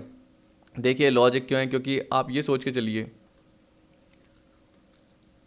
कि फिक्स कॉस्ट ज़्यादा होगी तो प्रॉफिट कम होगा, ठीक है। तो प्रॉफिट अपॉन पीवी रेशियो करोगे तो उस केस में क्या होगा, आपका मार्जिन ऑफ सेफ्टी का पार्ट जो भी आएगा रुपीज़ में वो कम ही आएगा। ये अभी मैंने लॉजिक बताया आपको कि देखो नो प्रॉफिट नो लॉस की सिचुएशन जीरो है, तो 1 लाख की फिक्स कॉस्ट है। तो आप क्या कीजिए कि ऐसे सोचिए कि अगर आप अपनी सेल भी बढ़ा रहे हो तो फिक्स कॉस्ट को भी बढ़ा के देख लीजिए। तो आप जो पहले मार्जिन ऑफ सेफ्टी सोच रहे थे कि आएगा 20,000, उसकी जगह क्या आएगा 12,000 आएगा, 10,000 आएगा, मतलब इससे कम ही आएगा, ऐसे सोच के चल लीजिए। तो फिक्स कॉस्ट अगर बढ़ जाती है तो उस केस में क्या होता है, मार्जिन ऑफ सेफ्टी लेस हो जाता है, या पीवी रेशियो क्या होता है, बहुत कमजोर हो जाता है, very weak. Contrary to it, if margin of safety is more, it shows sound position of the concern. Every concern is willing to improve its margin of safety, which can be done adopting one or more strategy out of the following। तो क्या क्या करेंगे, volume of sales बढ़ाएंगे, selling price बढ़ाएंगे, fix cost reduce करेंगे, variable cost reduce करेंगे, ठीक है। Improve sales mix by increasing the sales of product with PV ratio, तो थोड़ा पीवी रेशो से लिंक किए, जैसे ये वाला पार्ट आ गया, वेरिएबल कॉस्ट वाला पार्ट आ गया, जनरली आप देखोगे, और ये वाला पार्ट आ गया। लेकिन इसमें देखिए क्या बोल दिया, फिक्स कॉस्ट को भी रिड्यूस करेंगे, और वॉल्यूम ऑफ सेल मतलब जो मैंने बताया आउटपुट, तो अगर आप अपना सेलिंग प्राइस चाहे नहीं बढ़ाई, लेकिन अगर आप अपना आउटपुट भी बढ़ाओगे तो आपकी सेल टोटल में ज़्यादा दिखेगी, टोटल में ज़्यादा दिखेगी तो आपका वेरिएबल कॉस्ट का जो पार्ट है प्रपोर्शन में वो बढ़ेगा तो सही, लेकिन सेम टू सेम अमाउंट से थोड़ी बढ़ेगा, सेम प्रपोर्शन में बढ़ेगा। कि अगर 20% से सेल बढ़ी है तो वेरिएबल कॉस्ट का पार्ट भी टोटल में 20% से बढ़ेगा। तो अगर मैं बोलूँगा कि 1 लाख की सेल पे 40,000 की वेरिएबल कॉस्ट है तो 1,20,000 सेल हो जाएगी, 20% बढ़ती है, और 40,000 वेरिएबल कॉस्ट की जगह 48 हो जाएगा, ये थोड़ी 60 हो जाएगा। तो 1,20,000 में से 48 लेस करूँगा तो कितना निकल के आएगा, 72 निकल के आएगा। ये पार्ट है। तो यही मैंने आपको बताया कि जनरली इसके थ्रू क्या निकल के आता है। देखिए, क्योंकि फॉर्मूला क्या है, प्रॉफिट अपॉन पीवी रेशो। तो आपको पता है कि पीवी रेशो अगर आपका 60% ही है पहले भी और अभी भी, लेकिन अगर आपका प्रॉफिट बढ़ गया तो उस केस में क्या होगा, आपका मार्जिन ऑफ सेफ्टी भी बढ़ा हुआ दिखेगा। तो लॉजिक लगाओ, अपने आप आओ, सारा का सारा पार्ट। तो ये वाला पार्ट आ गया। फिर आपको दे रखा है methods for determining break even point. अब देखिए, ब्रेक इवन पॉइंट के 4 है। एक तो एल्जेब्रिक, मतलब जो अभी आप कैलकुलेशन देख रहे हो ना वो एल्जेब्रिक ही होते हैं, ठीक है, जितने भी कैलकुलेशन के पार्ट है। और ग्राफिक मतलब क्या हो गया, चार्ट बनता है, डायग्राम बनता है, उसमें आ गया। ये मैंने अभी कवर किया ही नहीं है, मैं जनरली ये कवर कर रहा हूँ। तो आप देखिए, बोल रहा है sales volume which equates total revenue with related cost and result in neither profit और nor loss is called break even point. Break even point can be determined by the following methods. Algebraic में 2 दे रखे हैं, एक तो है contribution margin और एक है इक्वेशन टेक्निक। अब देखिए, कॉन्ट्रीब्यूशन मार्जिन मैंने कवर कर लिया एल्जेब्रिक में। अब आप बोलोगे सर ये तो पता ही है, अभी भी आपने बताया कि यूनिट में क्या होता है, fix cost upon contribution per unit. Contribution में क्या होता है, SP minus VC, selling price minus variable cost. देखिए, पर यूनिट के हिसाब से याद रखना, fix cost upon PV ratio, तो ब्रेक इवन पॉइंट रुपीज़ में आ जाएगा। या अगर आपका यूनिट्स में दिया हुआ होता है तो इनटू क्या करना है, सेलिंग प्राइस। जैसे एमओएस यूनिट में था, आपको ध्यान हो तो इनटू क्या कर दिया आपने, ये सेलिंग प्राइस पर यूनिट। तो एमओएस क्या आ गया, रुपीज़ में। तो इनका लिंक किससे है, सेलिंग प्राइस पर यूनिट से लिंक है, याद रख लेना। अगर आपको कैपेसिटी में निकालना है तो देखिए, ब्रेक इवन सेल्स आपको दे रखा है किसमें, रुपीज़ में, कि आपकी ब्रेक इवन सेल्स कितनी है। जैसे मैंने बोल दिया, नॉर्मल बताऊँ ना, 1,60,000 की है, और सेल्स 100% कैपेसिटी भी कितनी होती है, 2 लाख होती है, ठीक है। तो इसका मतलब 100% कैपेसिटी की ब्रेक इवन सेल कितनी है, 80% है, क्योंकि मेरी ब्रेक इवन सेल्स 1,60,000 रुपीज़ की होती है, और 100% कैपेसिटी में जो मैं सेल करता हूँ वो 2 लाख रुपीज़ की करता हूँ, ठीक है। तो 2 लाख रुपीज़ में 160 की जो है वो ब्रेक इवन की सेल है, तो 80% कैपेसिटी को डिनोट कर रही है। तो वो एक्चुअल सेल्स के 80% को डिनोट कर रही है कि ब्रेक इवन सेल्स मेरी इतनी है, ठीक। तो अगर आपको क्वेश्चन में बोल देगा कि ब्रेक इवन सेल्स कितनी है, 80% ऑफ सेल, तो आपको अगर 2 लाख दे रखा है तो 2 लाख का 80% आपका रुपीज़ में निकल के आ जाएगा। ऐसे भी हो जाता है कभी कभी। इक्वेशन टेक्निक मैंने आपको बताई, सेल्स में से टोटल कॉस्ट जाती है, नेट प्रॉफिट आता है। टोटल कॉस्ट का मतलब फिक्स कॉस्ट और वेरिएबल कॉस्ट होता है। अगर आप sales minus fix cost minus variable करोगे तो नेट प्रॉफिट आएगा। अगर sales is equal to fix cost plus variable cost plus net profit करोगे, ये सारा इक्वल हो गया क्योंकि आपने प्रॉफिट का पार्ट भी ले लिया। अगर आप ब्रेक इवन पॉइंट की बात करते हो तो नो प्रॉफिट नो लॉस है, तो यहाँ जीरो कर दीजिए। जीरो करते ही ये दोनों सेल्स के बराबर हो जाएंगे। और अगर आप सेल्स में से फिक्स कॉस्ट लेस करोगे तो कॉन्ट्रीब्यूशन आएगा, ठीक है। और सेल्स में से वेरिएबल कॉस्ट लेस करोगे तो कॉन्ट्रीब्यूशन आएगा। कॉन्ट्रीब्यूशन में अगर फिक्स कॉस्ट लेस करोगे तो जीरो पार्ट आएगा, तो उसे हम क्या बोलेंगे, ब्रेक इवन सेल्स का पॉइंट है। तो कॉन्ट्रीब्यूशन इज इक्वल टू क्या हो गया आपका, फिक्स कॉस्ट। तो यहाँ पे यही दे रखा है, as there is no profit at break even point above equation can be rearrange as follows. तो एक तो ये आ गया, जिसे नाम क्या दे दिया आप, सेल्स को ब्रेक इवन नाम दे दिया, ठीक है। सेल प्राइस इनटू यूनिट हो गया, is equal to fix cost. आपको पता है, मैंने बताया था, जीरो आउटपुट पे सेम ही रहता है, चाहे 1 लाख यूनिट बेचो, चाहे 2 लाख बेचो, चाहे 0 यूनिट बेचो, फिक्स कॉस्ट तो उतने रुपीज़ में ही रहेगी। जबकि वेरिएबल कॉस्ट क्या है, आउटपुट जितना भी आप प्रोड्यूस करोगे उसके हिसाब से चेंज होती जाती है। तो unit produce into variable cost per unit. अगर आप ये मान के चल रहे हो कि जितना आपने प्रोड्यूस किया उतना ही बेचा है, उसके पॉइंट ऑफ व्यू से, ठीक है। Contribution is equal to fix cost आपका आ गया, ये भी आ सकता है। अब देखिए, मैंने कुछ आपके 3-4 और ये कवर कर रखे हैं जिससे आपको कभी भी दिक्कत नहीं हो आगे, और डायरेक्टली आप अप्लाई कर सकते हो अगर एग्जाम में आ गया। और अगर आपको लिंक बनाना आ रहा है कि हाँ यार, फिक्स कॉस्ट भी दे रखी है, डिजायर्ड प्रॉफिट भी दे रखा है, तो डिजायर्ड प्रॉफिट में जनरली कैसा आता है कि कंपनी कितना प्रॉफिट कमाएगी अगर वो 10 लाख की सेल कर लेगी, ये भी आ गया। तो क्या पता आपको डिजायर्ड प्रॉफिट निकालने के लिए बोल दे, कंपनी कितना प्रॉफिट कमाएगी अगर वो 10 लाख रुपीज़ की सेल कर लेगी, तो ये फॉर्मूला लग जाएगा। तो आपको एक तरीके से मिसिंग पार्ट निकालना पड़ता है। पीवी रेशो आपको निकालना आता ही है, जैसे contribution per unit upon selling price per unit, ऐसे दे दे आपको, क्या पता कंट्रीब्यूशन अपॉन सेल इंटू 100 दे दे। तो याद रखना कि कभी कभी आपको डिजायर्ड प्रॉफिट भी देता है और नॉर्मली आपको डिजायर्ड सेल्स तो दे सकता है, तब आपको ये फॉर्मूला लग के आ जाएगा। अगर आपको याद नहीं हो रहा तो जैसे ब्रेक इवन सेल का फॉर्मूला आपको पता है, यूनिट में fix cost upon contribution per unit, बस उसके साथ डिजायर्ड प्रॉफिट जोड़ दीजिए। आपको रुपीज़ में पता है fix cost upon PV ratio आता है ब्रेक इवन में, उसके साथ डिजायर्ड प्रॉफिट जोड़ दीजिए, सेम पार्ट, ठीक है।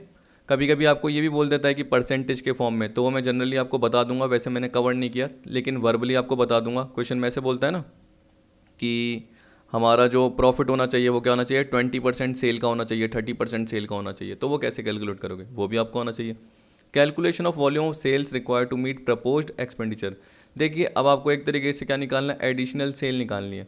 तो प्रपोज एक्सपेंडिचर कितना हुआ, अब जो प्रपोज एक्सपेंडिचर है ये भी फिक्स कॉस्ट है, तो देखिए फिक्स कॉस्ट अपॉन कॉन्ट्रीब्यूशन, जो एक्स्ट्रा लगा है एडिशनल। अगर आपको सिर्फ एडिशनल निकालनी है, टोटल निकालनी है, तो पिछली फिक्स कॉस्ट के साथ जो एडिशनल है वो भी जोड़ दो, तो टोटल वो क्या हो जाएगी, फिक्स कॉस्ट हो जाएगी, और डिवाइड बाय कॉन्ट्रीब्यूशन कर दो, तो आपकी टोटल क्या निकल के आ जाएगी, वो सेल निकल के आ जाएगी, ब्रेक इवन।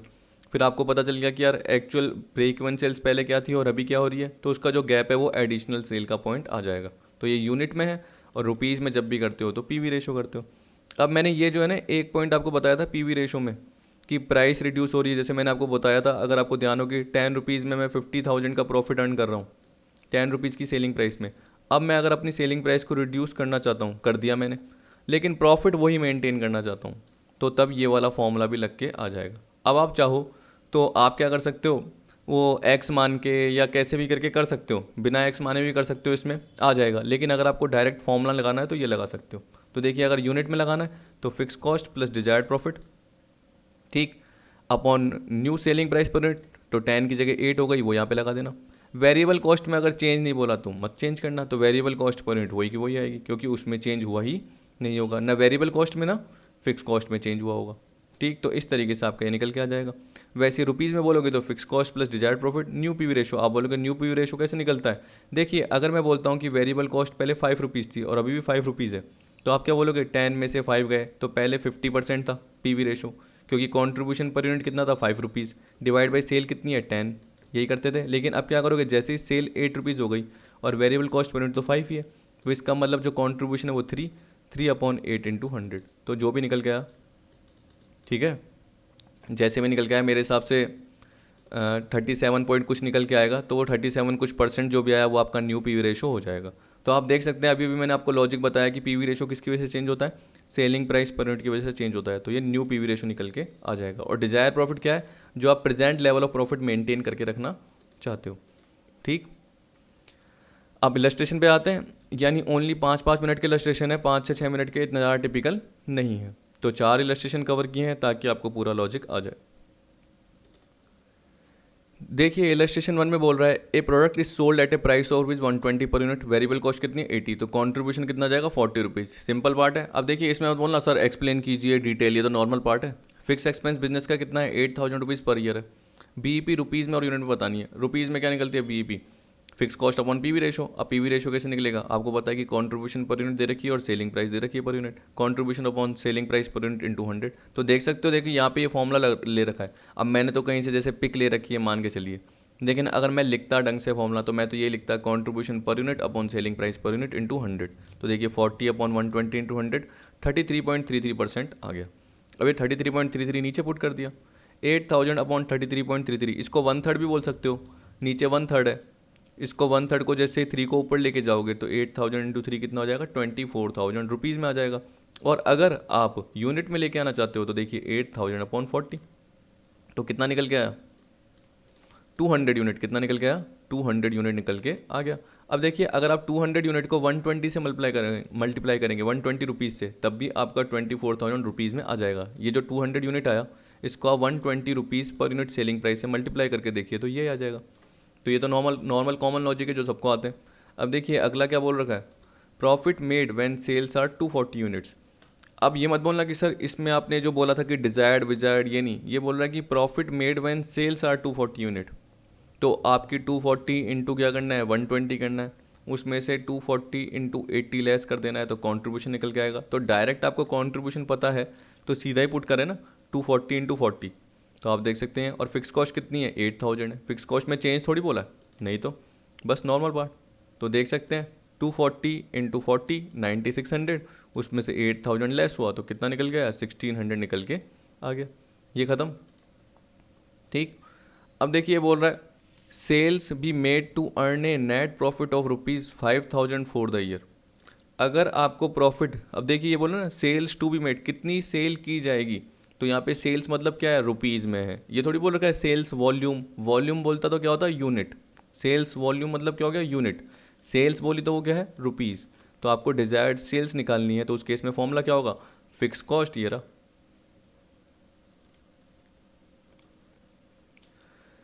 एक तो कहाँ गया, रुको, भगवान की दया से मिलते नहीं है जब चाहिए होते हैं, ये रहा, fix cost plus desired profit upon PV ratio, ये वाला आ गया। तो आपको पता है कि फिक्स कॉस्ट कितनी है, 8000 है इस पर्टिकुलर एग्जांपल में, डिजायर्ड प्रॉफिट कितना है आपका 5000 है, और पीवी रेशो कितना है 33.33%। तो देखिए 8000 डिजायर्ड प्रॉफिट आपको दे रखा है, नेट प्रॉफिट अपॉन 1/3 कर दोगे। देखिए याद रखना कि जनरली हम प्रॉफिट बिफोर टैक्स लेते हैं, क्या लेते हैं यहाँ पे, मैंने यहाँ पे कवर नहीं करा फॉर्मूले में, क्योंकि मुझे लगा कि मैं आपको ये वर्बली बता दूंगा तो समझ में आ जाएगा।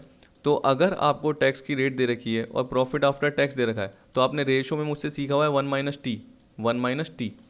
जैसे मैं बोलता हूँ ना कि अगर प्रॉफिट आफ्टर टैक्स आपको दे रखा है 70,000 और आपको टैक्स की रेट 30% दे रखी है, अब आपको बिफोर टैक्स निकालना है, ये क्या है, प्रॉफिट आफ्टर टैक्स है।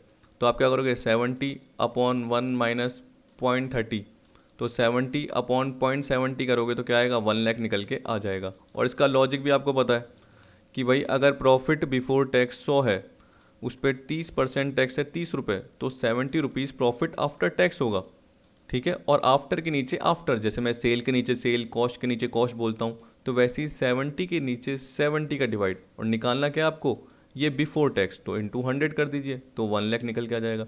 तो यहाँ पे आपको क्या करना है, बिफोर टैक्स लेना है, याद रख लेना कभी भी। तो अपॉन 1 - T इसका फॉर्मूला होता है, और इंटू 1 - T हमेशा क्या होता है, बिफोर अगर दे रखा है तो आफ्टर निकालने के लिए होता है, इंटू 1 - T, ठीक है। तो क्या निकल के आता है, प्रॉफिट आफ्टर टैक्स निकल के आता है। तभी आप देखेंगे तो 1 - T नीचे आ गया, तो आपका प्रॉफिट बिफोर टैक्स निकल के आता है कि PAT अपॉन 1 - T। ये 33.33 है, तो आपको पता है कि इसको 1/3 दे दिया, इसको जैसे ऊपर पुट करोगे तो ये 39,000 आ जाएगा। ये आ गई आपके डिजायर्ड सेल्स।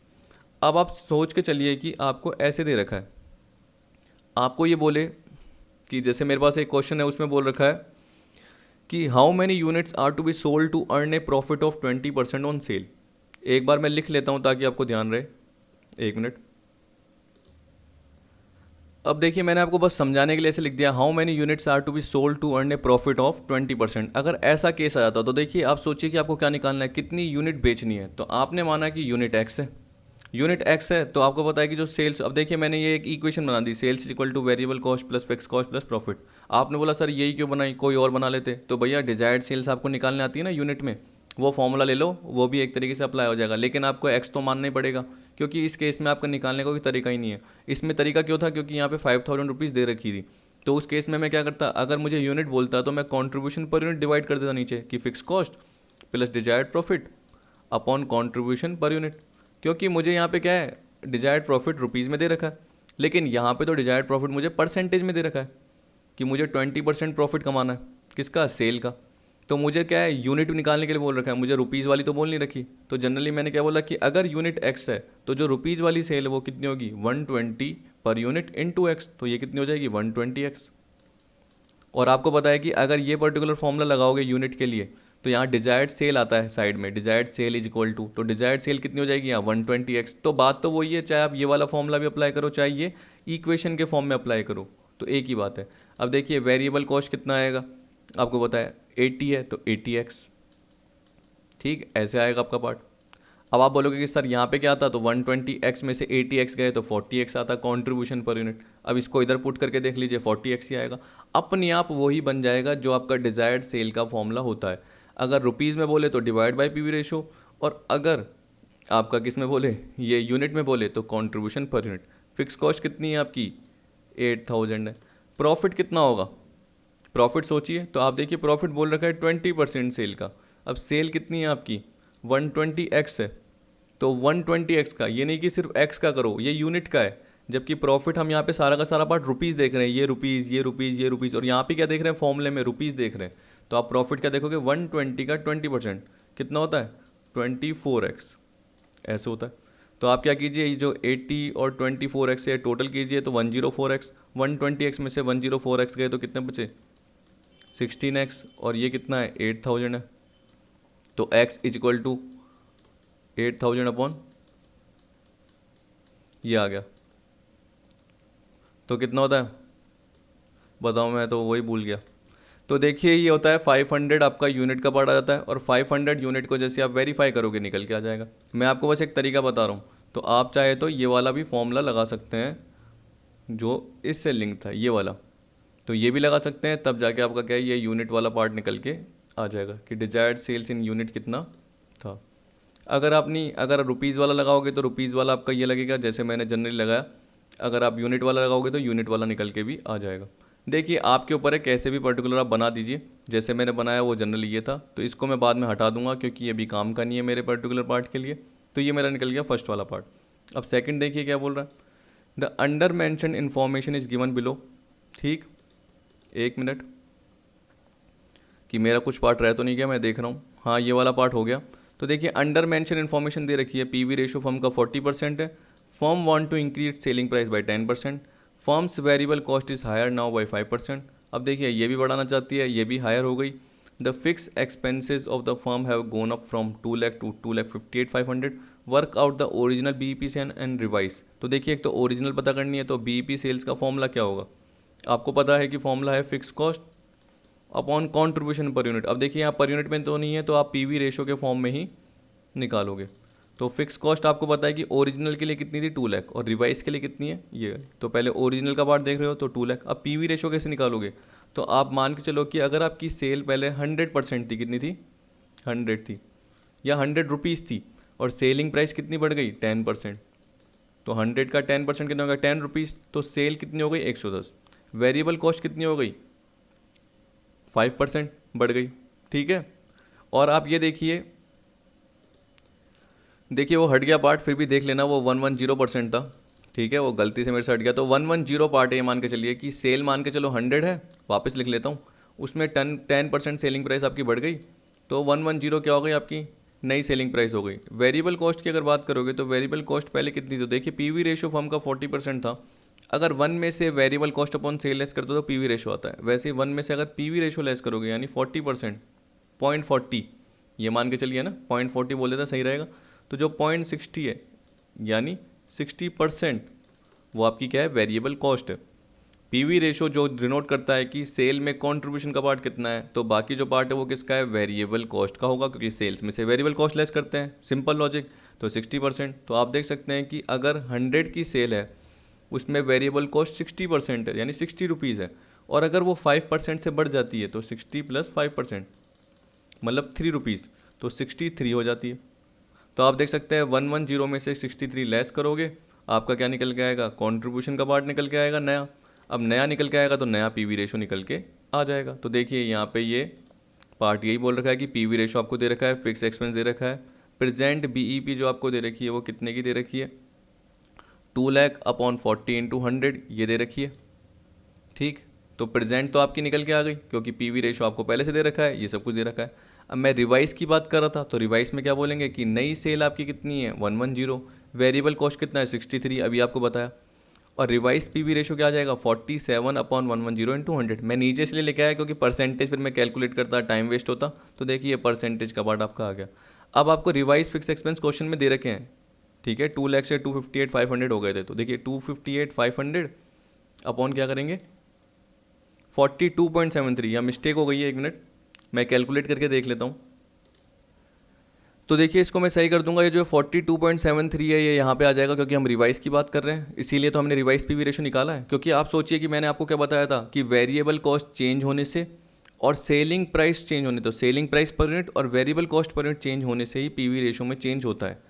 फिक्स कॉस्ट में जनरली चेंज होता नहीं, और फिक्स कॉस्ट में अगर चेंज हो भी गया तो पीवी रेशो में फ़र्क नहीं पड़ता, क्योंकि PV ratio contribution upon sale को डिनोट करता है, ये contribution per unit upon selling price per unit को डिनोट करता है।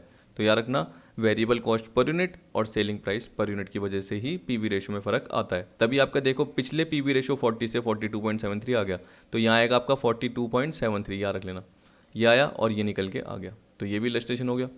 अब देखिए थर्ड क्या बोल रहा है, ये बोल रहा है with a view to increase the volume of sales ambitious enterprise has in mind proposal to reduce the price of its product by 20%। अब देखिए बोल दिया, क्या बोला है, ये इतना बड़ा क्वेश्चन नहीं है, ये पता नहीं जहाँ से मैंने पिक लिए तो वहाँ पे इतना बड़ा इसने दिखा दिया, लेकिन आप जो वो पर्टिकुलर फॉर्मूला है वो अप्लाई कर सकते हो, क्योंकि मैं 3-4 रेफरेंस बुक 4-5 जो अपने साथ देता हूँ उसके बाद कवर करता हूँ, ताकि आपका सारा टॉपिक ज़्यादा से ज़्यादा कवर हो। No change in total fix cost और variable cost per unit is estimated the directors how desire the present level of profit to be maintain. अब देखिए यहाँ पे सोचिए, बोल रहा है कि फिक्स कॉस्ट वेरिएबल कॉस्ट में कोई चेंज नहीं हुआ, टोटल फिक्स कॉस्ट में और वेरिएबल कॉस्ट पर यूनिट में। तो आप बोलोगे वो कहाँ दे रखी है, नीचे दे रखी है इन्फॉर्मेशन, तो इसमें चेंज नहीं हुआ और इसमें चेंज नहीं हुआ। और देखो बोला डायरेक्टर्स चाहता है कि present level of profit maintain रहे, तो पहले आपको क्या करना पड़ेगा, प्रेजेंट लेवल ऑफ प्रॉफिट निकालना पड़ेगा। तो यार कि 50,000 यूनिट है और 5 लाख रुपीज़ की क्या आपकी टोटल सेल है, तो 5 लाख अपॉन 50,000 करोगे तो सेलिंग प्राइस कितनी निकल के आएगी, 10 रुपीज़। ये आप अपने माइंड में याद रखना, क्योंकि इसने 10 रुपीज़ के हिसाब से नहीं निकाल के बताया, लेकिन मैं आपको क्या करूँगा, अब यही पर्टिकुलर पार्ट इस फॉर्मूले से निकाल के बताऊँगा जहाँ पे आपने क्या देखा था, इससे calculation of sales volume required to offset price reduction, कि सेलिंग प्राइस में अगर 20% कमी हो जाती है, क्योंकि हमें बताया कि हमारी 10 रुपीज़ की है, तो यहाँ पे न्यू सेलिंग प्राइस कितनी आएगी आपकी, 8 रुपीज़ की आएगी। वेरिएबल कॉस्ट में कोई चेंज नहीं होगा, फिक्स कॉस्ट आपको जनरली क्या दे रखी है, और डिजायर्ड प्रॉफिट क्या, आपको प्रेजेंट लेवल का प्रॉफिट ही मेंटेन करना है, डायरेक्टर ये चाहते हैं। तो देखिए न्यू सेल्स यूनिट में निकल के आ जाएगी, या रुपीज़ में अगर आप पीवी रेशो लेना चाहते हो। तो आप देख सकते हो, मेरे को जैसे पता है कि हाँ पर्टिकुलर किस केस में क्या पार्ट अप्लाई होगा, तो आप क्वेश्चन प्रैक्टिस करोगे आपको पता चल जाएगा। तो यहाँ पे आपको ये इन्फॉर्मेशन दे रखी है जो मैंने बताया। और देखिए बोला advice management on the basis of various calculation made from data given. अब इससे क्या कैलकुलेशन करेंगे, सीधी सी बात है, पहले तो एक प्रेजेंट प्रॉफिट निकालेंगे जो हम मेंटेन करके रखना चाहते हैं, ये वाला। तो सेल कितनी है, 5 लाख, 50,000 टू 5 करोगे तो 250 की वेरिएबल कॉन्ट्रीब्यूशन आ गया, कॉन्ट्रीब्यूशन में फिक्स कॉस्ट लेस करोगे 50,000 का, तो प्रॉफिट निकल के आ गया। ठीक है। अगर मेरी स्पीड तेज़ लग रही है तो यूट्यूब में फंक्शन है स्पीड कम करने का, वो कम कर लेना, और अगर लग रही है धीरे तो स्पीड तेज़ करने का फंक्शन भी है। तो जल्दी जल्दी अगर आपको लगता है कि वीडियो लेंदी हो गई, तो इसलिए उस हिसाब से आप यूज़ कर सकते हैं फंक्शन को। ठीक है, तो और जल्दी बोलने लग जाऊंगा मैं।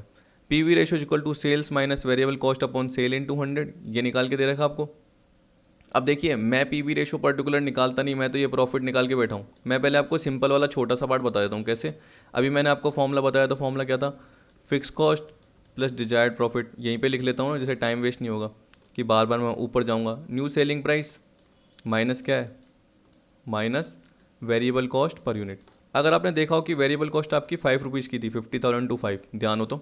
ठीक है, और आपको बताया कि अभी मैंने आपको है ना ये 5 लाख की सेल डिवाइड बाय 50 किया, तो 10 रुपीज़ की सेलिंग प्राइस आई थी, और ये 20% कम कर रहे हैं अपन। ठीक है, तो जो सेलिंग प्राइस को आप ऑफसेट कर रहे हो एक तरीके से, उसके पार्ट को क्या कर रहे हो, रिड्यूस कर रहे हो, तो वो कितने रुपीज़ है, 8 रुपीज़ का यहाँ आएगा। वेरिएबल कॉस्ट कितनी है आपकी, 5 रुपीज़। फिक्स कॉस्ट कितनी है आपकी, 50,000, उसमें चेंज नहीं हुआ, तो यहाँ पे ये 50,000 का पार्ट आ गया। और डिजायर्ड प्रॉफिट कितना मेंटेन करना चाहते हो, जो आपने ये प्रेजेंट प्रॉफिट निकाला है 2 लाख का। तो आपके लिए मैं क्या करता हूँ, एक बार कैलकुलेटर पे कर लेता हूँ, 2,50,000 अपॉन 3, तो कितना आया, यहाँ लिख लेता हूँ 83,333.33। तो देखिए मैं 0.33 नहीं कर रहा हूँ, ये यूनिट आ गई, 83,333। अगर आप क्या करोगे, 8 में से 5 लेस करोगे तो कॉन्ट्रीब्यूशन आएगा नया 3 रुपीज़। 3/8 करोगे तो पहले देखिए, पहले चाहे कॉन्ट्रीब्यूशन देख लीजिए, 10 में से 5 गए वेरिएबल कॉस्ट, तो कॉन्ट्रीब्यूशन 5 रुपीज़ पर यूनिट, तो 5/10 करोगे तो 50% आ रहा है। अब चाहे देख लीजिए करके 3/8 इंटू 100 करोगे तो 37.5 आएगा, क्या आएगा, 37.5। अगर आप इसकी जगह पीवी रेशो पुट करके देख लीजिए, 2,50,000/37.5, कैलकुलेटर अगर आपके हाथ में है तो जनरली 2,50,000/37.5 इंटू 100, क्योंकि आपको अमाउंट में निकालना है ना, तो ये आपका आएगा 6,66,667। या आप इसको मल्टीप्लाई करके देख लेना एक बार, तो किससे, इससे 8 रुपीज़ के हिसाब से, तो 8333 इंटू 8 के साथ मल्टीप्लाई करके देखा तो वो 2 रुपये का फ़र्क आ रहा है राउंड ऑफ की वजह से, लेकिन आपका आ रहा है 6,66,664। ये आपकी सेल निकल के आ गई। और जैसे ही आप ये यहाँ पे लिखोगे सेल, तो आपका मैच कर जाएगा। मैंने सारा नीचे क्या हुआ है पुट, लेकिन मैं आपको क्या कर रहा हूँ, वर्बली बता रहा हूँ, ये सब वर्बली कैलकुलेट हो जाता है जल्दी जल्दी, लेकिन अभी पॉइंटों में इस चक्कर में थोड़ा सा आपको दिक्कत लगेगा। तो देखिए 2 लाख की आ गई। अब जैसे मैंने बताया वो कैलकुलेट हो गया, आप चाहे वैसे कर लो, पर इसने क्या करा, पहले पीवी रेशो पुराना निकाल के बताया, जो मैंने अभी आपको 50% बताया, कैसे, 250/5 लाख, ये पुराना निकाला। अब देखिए नीचे क्या बोल रहा है, ये थोड़ा इसने बड़ा कर दिया, in the event of reduction in selling price without any corresponding increase in sales volume. ठीक, तो ये बोल रहा है 4 लाख माइनस 250/5 लाख इंटू 100। देखिए जानबूझ के बड़ा कर रहा है, जानबूझ के क्यों बड़ा कर रहा है, क्योंकि बोल रहा है कि अगर सेलिंग प्राइस रिड्यूस हो गई, तो मैंने तो सीधा क्या बताया था आपको, 10 में से 8 रुपीज़ हो गई, वो सही रहता है। -5 कर दिया, 5 क्या है, वेरिएबल कॉस्ट है, तो selling price per unit minus variable cost per unit upon selling price. जैसे आप ये करेंगे ना 3/5 इंटू 100, तो आपका आएगा कितना, 37.5% आएगा। करके देख लेना। इसने कैसे करा मैं आपको बताता हूँ। ये 4 लाख की आपकी सेल हो गई, क्यों, क्योंकि 5 लाख की सेल थी, उसका 20% कितना होता है, 1 लाख, तो 5 में से 1 लाख गया, ठीक है। तो अपना कितना आ गया, 4 लाख आ गया, 4 लाख लिखा। अब देखिए ये आपकी 250 थी, क्योंकि आपको पता है कि 50,000 यूनिट की आप सेल करते हो और वेरिएबल कॉस्ट पर यूनिट में कोई चेंज नहीं होता, ठीक है। आपके आउटपुट में भी चेंज नहीं हो रहा, याद रख लेना। चाहे आप यहाँ देख सकते हो 50,000 इंटू 8 करोगे तो 4 लाख ही निकल के आएगा। या प्रिंटिंग मिस्टेक है, ये 4 लाख है, ये क्या है, 4 लाख है यार अपना, ठीक है। मैंने गलती से ये 5 कर दिया, ये 8 है, क्योंकि selling price per unit minus variable cost per unit upon selling price per unit. तो यहाँ पे ये क्या है, जहाँ से पिक ली है वहाँ से प्रिंटिंग मिस्टेक है, क्या करें, वहाँ पे क्या है, गलती बहुत ज़्यादा होती है। अगर मैं खुद बनाता तो इतनी गलती नहीं होती। तो देखिए यहाँ पे 4 लाख में से 250 का ये 150 अपॉन 4 लाख इंटू 100 करेंगे तो 37.5% आ गया। लेकिन देखिए मैंने पहले भी आपको कैलकुलेट करके बता दिया, वही दे रखा है, तो आपको प्रिंटिंग मिस्टेक की तरफ ध्यान नहीं देना, आपको नॉर्मल पार्ट ध्यान देना है।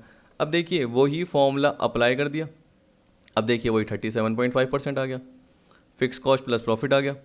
तो ये मैंने आपको जनरली बताया, ठीक है। In the view of the fact that director wish to maintain the same level of profit after reduction of selling price as before reduction, कि रिडक्शन से पहले जो प्रॉफिट था सेम टू सेम वही प्रॉफिट मेंटेन करके रखना चाहता है, तो यहाँ पे 2 लाख मेंटेन करके रखना चाहता है।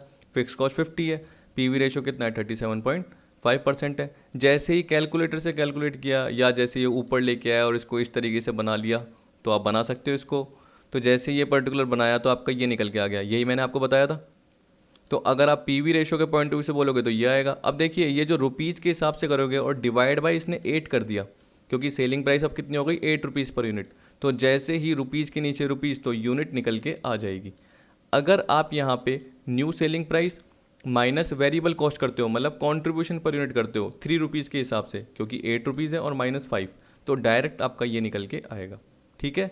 अब आप देख सकते हो कि ये बोल रहा है कि रिडक्शन होने से 20% सेलिंग प्राइस में रिडक्शन होने से हमारा जो सेल वॉल्यूम है वो अबाउट 66% बढ़ गया। आप बोलोगे सर कैसे, 50,000 यूनिट था और 333 हो गया, तो इसका मतलब क्या है, 33,333 यूनिट हो गई। अगर आप कैलकुलेटर है तो 33,333 लिखिए, जैसे मैं कर रहा हूँ, अपॉन 50 इंटू 100 करके देखिए, 66.67% आएगा समथिंग। तो इसने इसको 66% बोल दिया, ठीक।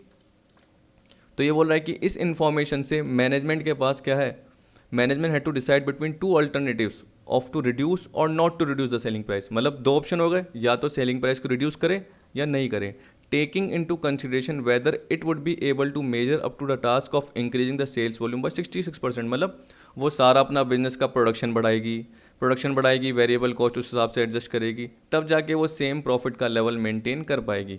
तो उसको उस हिसाब से क्या करना पड़ेगा, अपनी सेल्स वॉल्यूम को 66% से बढ़ाना पड़ेगा। तो अब देखिए अगर आपने अमाउंट के हिसाब से अभी ऊपर निकाला था तो क्या निकल के आया था, ये निकल के आया। अब आपको पता है कि अगर 83,333 यूनिट के हिसाब से बोलोगे और वेरिएबल कॉस्ट वही है, तो 5 रुपीज़ के हिसाब से ये आ गया, ठीक है। कंट्रीब्यूशन अगर देखोगे तो ये लेस होके निकल के आ गया। फिक्स कॉस्ट कितनी है आपकी, 50,000 ये, तो देखिए 2 लाख 2 रुपीज़ का पार्ट आ रहा है। वो 2 रुपये का फ़र्क जो अप्रोक्स की वजह से आ रहा है, नहीं तो 2 लाख ही आता। तो पहले भी 2 लाख का प्रॉफिट था और अभी भी 2 लाख का प्रॉफिट है। ये सिर्फ वेरिफिकेशन के लिए आप अप्लाई करके देख सकते हो। अब इलस्ट्रेशन 4 देखिए लास्ट। देखिए इलस्ट्रेशन 4 मैंने इसलिए कवर किया है क्योंकि ये एक तरीके से उसका कंबाइंड का है। मैंने ऊपर कहीं पे फॉर्मूला नहीं लिखा, लेकिन मैंने यहाँ पे बता दिया जिससे आपका एक तरीके से पार्ट कवर हो जाए। देखिए कंबाइंड पीवी रेशो मतलब क्या होता है, जैसे पीवी रेशो का फॉर्मूला होता है कॉन्ट्रीब्यूशन अपॉन सेल। तो अगर आपके सेल्स मिक्स दे रखे होते हैं तो उसमें आप क्या करते हो, total contribution upon total sale into 100। आपको बताया कि आप एक फॉर्म हो, आप सेल टोटल कितने की करते हो, 10 लाख की करते हो, जिसमें से ए प्रोडक्ट कितने का सेल होता है, 3 लाख रुपीज़ का, बी प्रोडक्ट कितने का होता है, 5 का, और सी कितने का होता है, 2 लाख का। तो टोटल सेल्स कितनी है, 10 लाख की।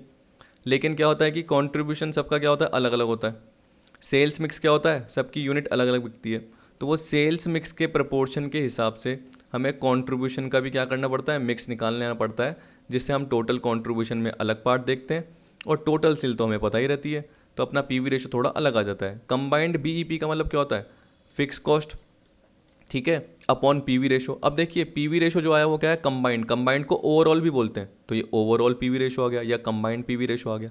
तो आपको कंबाइंड बीईपी के लिए फिक्स कॉस्ट तो चलो सेम ही है, आपको क्वेश्चन में दे देगा, लेकिन आपको कंबाइंड पीवी रेशो निकालना पड़ेगा। अब कंबाइंड पीवी रेशो निकालने के दो तरीके हैं, पहले एक बार क्वेश्चन पढ़ लेता हूँ। Budget of an limited includes the following data for the forthcoming financial year. Fix expense 3 lakh दे रखे हैं, कॉन्ट्रीब्यूशन पर यूनिट 6 रुपीज़ का प्रोडक्ट ए, 2.5 का प्रोडक्ट बी, और प्रोडक्ट सी दे रखा है 4 रुपीज़ का। सेल्स फॉरकास्ट दे रखी है आपको 24,000 unit at rupees 12.5, 1 lakh unit at rupees 7, 50,000 unit at rupees 10। अगर मल्टीप्लाई करोगे तो आपकी सेल्स आ जाएगी रुपीज़ में। ठीक है, calculate the combined PV ratio and combined BEP. याद रख लीजिए, देखिए कॉन्ट्रीब्यूशन 6, 2.5 और 4, और सेल्स फॉरकास्ट देख लीजिए 12.5, 7 और 10। थोड़ी आसानी रहेगी मुझे। फिक्स एक्सपेंस 3 लाख दे रखा है, तो आप देख सकते हैं पहले इसने क्या करा, मल्टीप्लाई करा, ये रुपीज़ में आ गई, ये देखिए रुपीज़ में आ गई, रुपीज़ में आ गई। 3/15, 7/15, 5/15, ये एक रेशो आ गया सेल्स मिक्स का। अब देखिए कंबाइंड पीवी रेशो का मेरे को सबसे सिंपल क्या लगता है, ये वाला पार्ट। और कंबाइंड पीवी रेशो में फॉर्मूला क्या होता है, आपको पता है कि क्या होता है, कॉन्ट्रीब्यूशन अपॉन सेल। तो यहाँ पे टोटल कॉन्ट्रीब्यूशन की बात कर रहे हैं। तो आप देखिए अगर सेल्स में से 3 लाख की सेल दे रखी है, तो आप इससे अच्छा क्या कीजिए, अगर उसमें वेरिएबल कॉस्ट लेस करते हो तो कंट्रीब्यूशन आ जाता है आपको। अगर कंट्रीब्यूशन पर यूनिट दे रखी है, अगर आपको सपोज करो वेरिएबल कॉस्ट दी होती तो आप सेल में से variable cost per unit less करते, लेकिन अब आपको कंट्रीब्यूशन दे रखा है, तो इससे अच्छा 24,000 इंटू 6 कीजिए, तो 144 क्या आएगा, अमाउंट में आएगा। 24 इंटू 2.5 कीजिए तो कितना आएगा, 60,000 आएगा। ठीक है, और 24 इंटू 4 तो कितना होता है, 96। ठीक है, तो आप देख सकते हैं ये 144, मैंने गलती कर दिया मल्टीप्लाई, मैंने सबको 24 से मल्टीप्लाई कर दिया, सॉरी मैंने सबको 24 से मल्टीप्लाई कर दिया। 24 इंटू 6, 1 लाख इंटू 2.5 और 50,000 इंटू 4 का पार्ट आएगा। ठीक है, जल्दीबाजी में क्या कर दिया मैंने, सबको 24 से मल्टीप्लाई कर दिया। प्रोडक्ट ए को प्रोडक्ट ए की कॉन्ट्रीब्यूशन से, प्रोडक्ट बी को प्रोडक्ट बी की कॉन्ट्रीब्यूशन से मल्टीप्लाई करना है। तो देखिए आपका क्या आएगा, एक तो आया आपका 1,44,000, एक आया आपका 2,50,000 और एक आया 2 लाख। अब आपकी सेल कितनी है, तो देखिए टोटल कंट्रीब्यूशन आपका आ गया, divide by total sale into 100 कर दीजिए, तो 594 अपॉन 1500 करोगे। इसने पूरा नहीं निकाला क्योंकि आगे काम भी नहीं आता, इस चक्कर में आगे काम भी आएगा तो डायरेक्ट इसने यही पुट कर दी होगी वैल्यू, इसलिए इसने पूरा नहीं निकाला। अगर आप इनटू 100 करके निकालोगे जैसे ये वाला पार्ट, तो आपका निकल के आएगा समथिंग 39.6%, क्योंकि मेरे पास तो कैलकुलेटर है और मैं आपके साथ साथ ही कैलकुलेट करते हुए जा रहा हूँ। तो देखिए 39.6% आपका आ जाएगा। तो जैसे ये कंबाइंड पीवी रेशो आ गया। अब फिक्स एक्सपेंस आपको पता है कितना, 3 लाख। 3 लाख के नीचे जैसे आप ये 39.6% पुट करेंगे,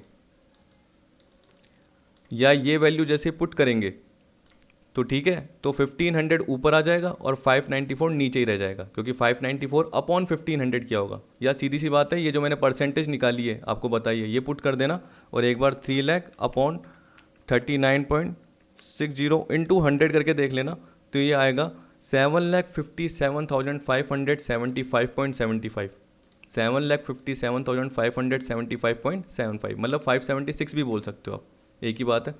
1 रुपीज़ में राउंड ऑफ कर दोगे तो वो पर्टिकुलर आ जाएगा। अब देखिए इसने ऐसे भी निकाला हुआ है, आप देखिए 3/15 इंटू 6 कर रखा है 7/15, तो देखिए रेशो आ गया, तो 3/15 क्या है इसका रेशो। आप देखिए पीवी रेशो में ऊपर कंट्रीब्यूशन आता है, नीचे क्या आता है, सेल आता है। तो ये क्या कर रहा है, जो ये कंट्रीब्यूशन पर यूनिट ए का, ये बी का देखिए 2.5 और इसका देखिए सी का 4 रुपीज़, ये देखिए सेलिंग प्राइस पर यूनिट, ये सेलिंग प्राइस पर यूनिट, ये सेलिंग प्राइस पर यूनिट। तो ये क्या कर रहा है, जो भी रेशो है ना पर्टिकुलर इनका स्पेसिफिक, ए का, बी का, सी का, उसके साथ मल्टीप्लाई कर रहा है 3/15 इंटू 6। अब देखिए अगर बी का अगर देखोगे कॉन्ट्रीब्यूशन 2.5 है, तो उसका जो सेल्स मिक्स है ना वो है 7/15, तो 7/15 इंटू 2.5 ऐसे कर रखा है।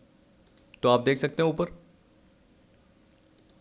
कि जो मेरा 3, 7 और 5 आया था, ये आया था, तो ये मेरा सेल्स का मिक्स था। और देखिए कंट्रीब्यूशन, तो इंटू क्या कर दिया 3/15 ऐसे, इंटू क्या कर दिया 7/15, इंटू क्या कर दिया 5/15 ऐसे कर दिया। इसी तरीके से इसमें भी क्या कर दिया 3/15, ये सारा जैसे इंटू करा फिर प्लस कर दिया,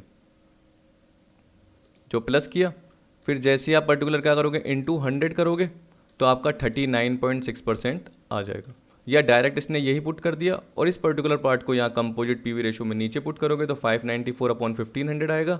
594 अपनी जगह पे रहेगा और 1500 ऊपर आ जाएगा और ये निकल के आ जाएगा। ठीक है, तो आई होप आपको ये पर्टिकुलर पार्ट समझ में आ गया होगा। अब अपना जो बचेगा वो बीईपी सेल से रिलेटेड चार्ट बचेगा, और यानी ब्रेक इवन चार्ट और पीवी चार्ट बचेगा। मैं आपको चाहे बता देता हूँ प्रॉफिट वॉल्यूम चार्ट मैंने इलस्ट्रेशन कराए, इससे पहले मैंने आपको ये पर्टिकुलर फॉर्मूले या इक्वेशन बताया। तो ये जो method for determining break even point बोल रहा है, तो ये जो आपका पॉइंट है ये तो हो गया। अब आपका ग्राफिक प्रेजेंटेशन में एक तो ये बचेगा और एक ये बचेगा। मैंने आपको क्या बताया कि इसमें मैं आपको सिर्फ ट्रेडिशनल चार्ट का हिसाब से बताऊंगा और आपको बता दूंगा कि इसमें 4 आते हैं जनरली, या 3 या 4 जो भी है चार्ट वो बनते हैं।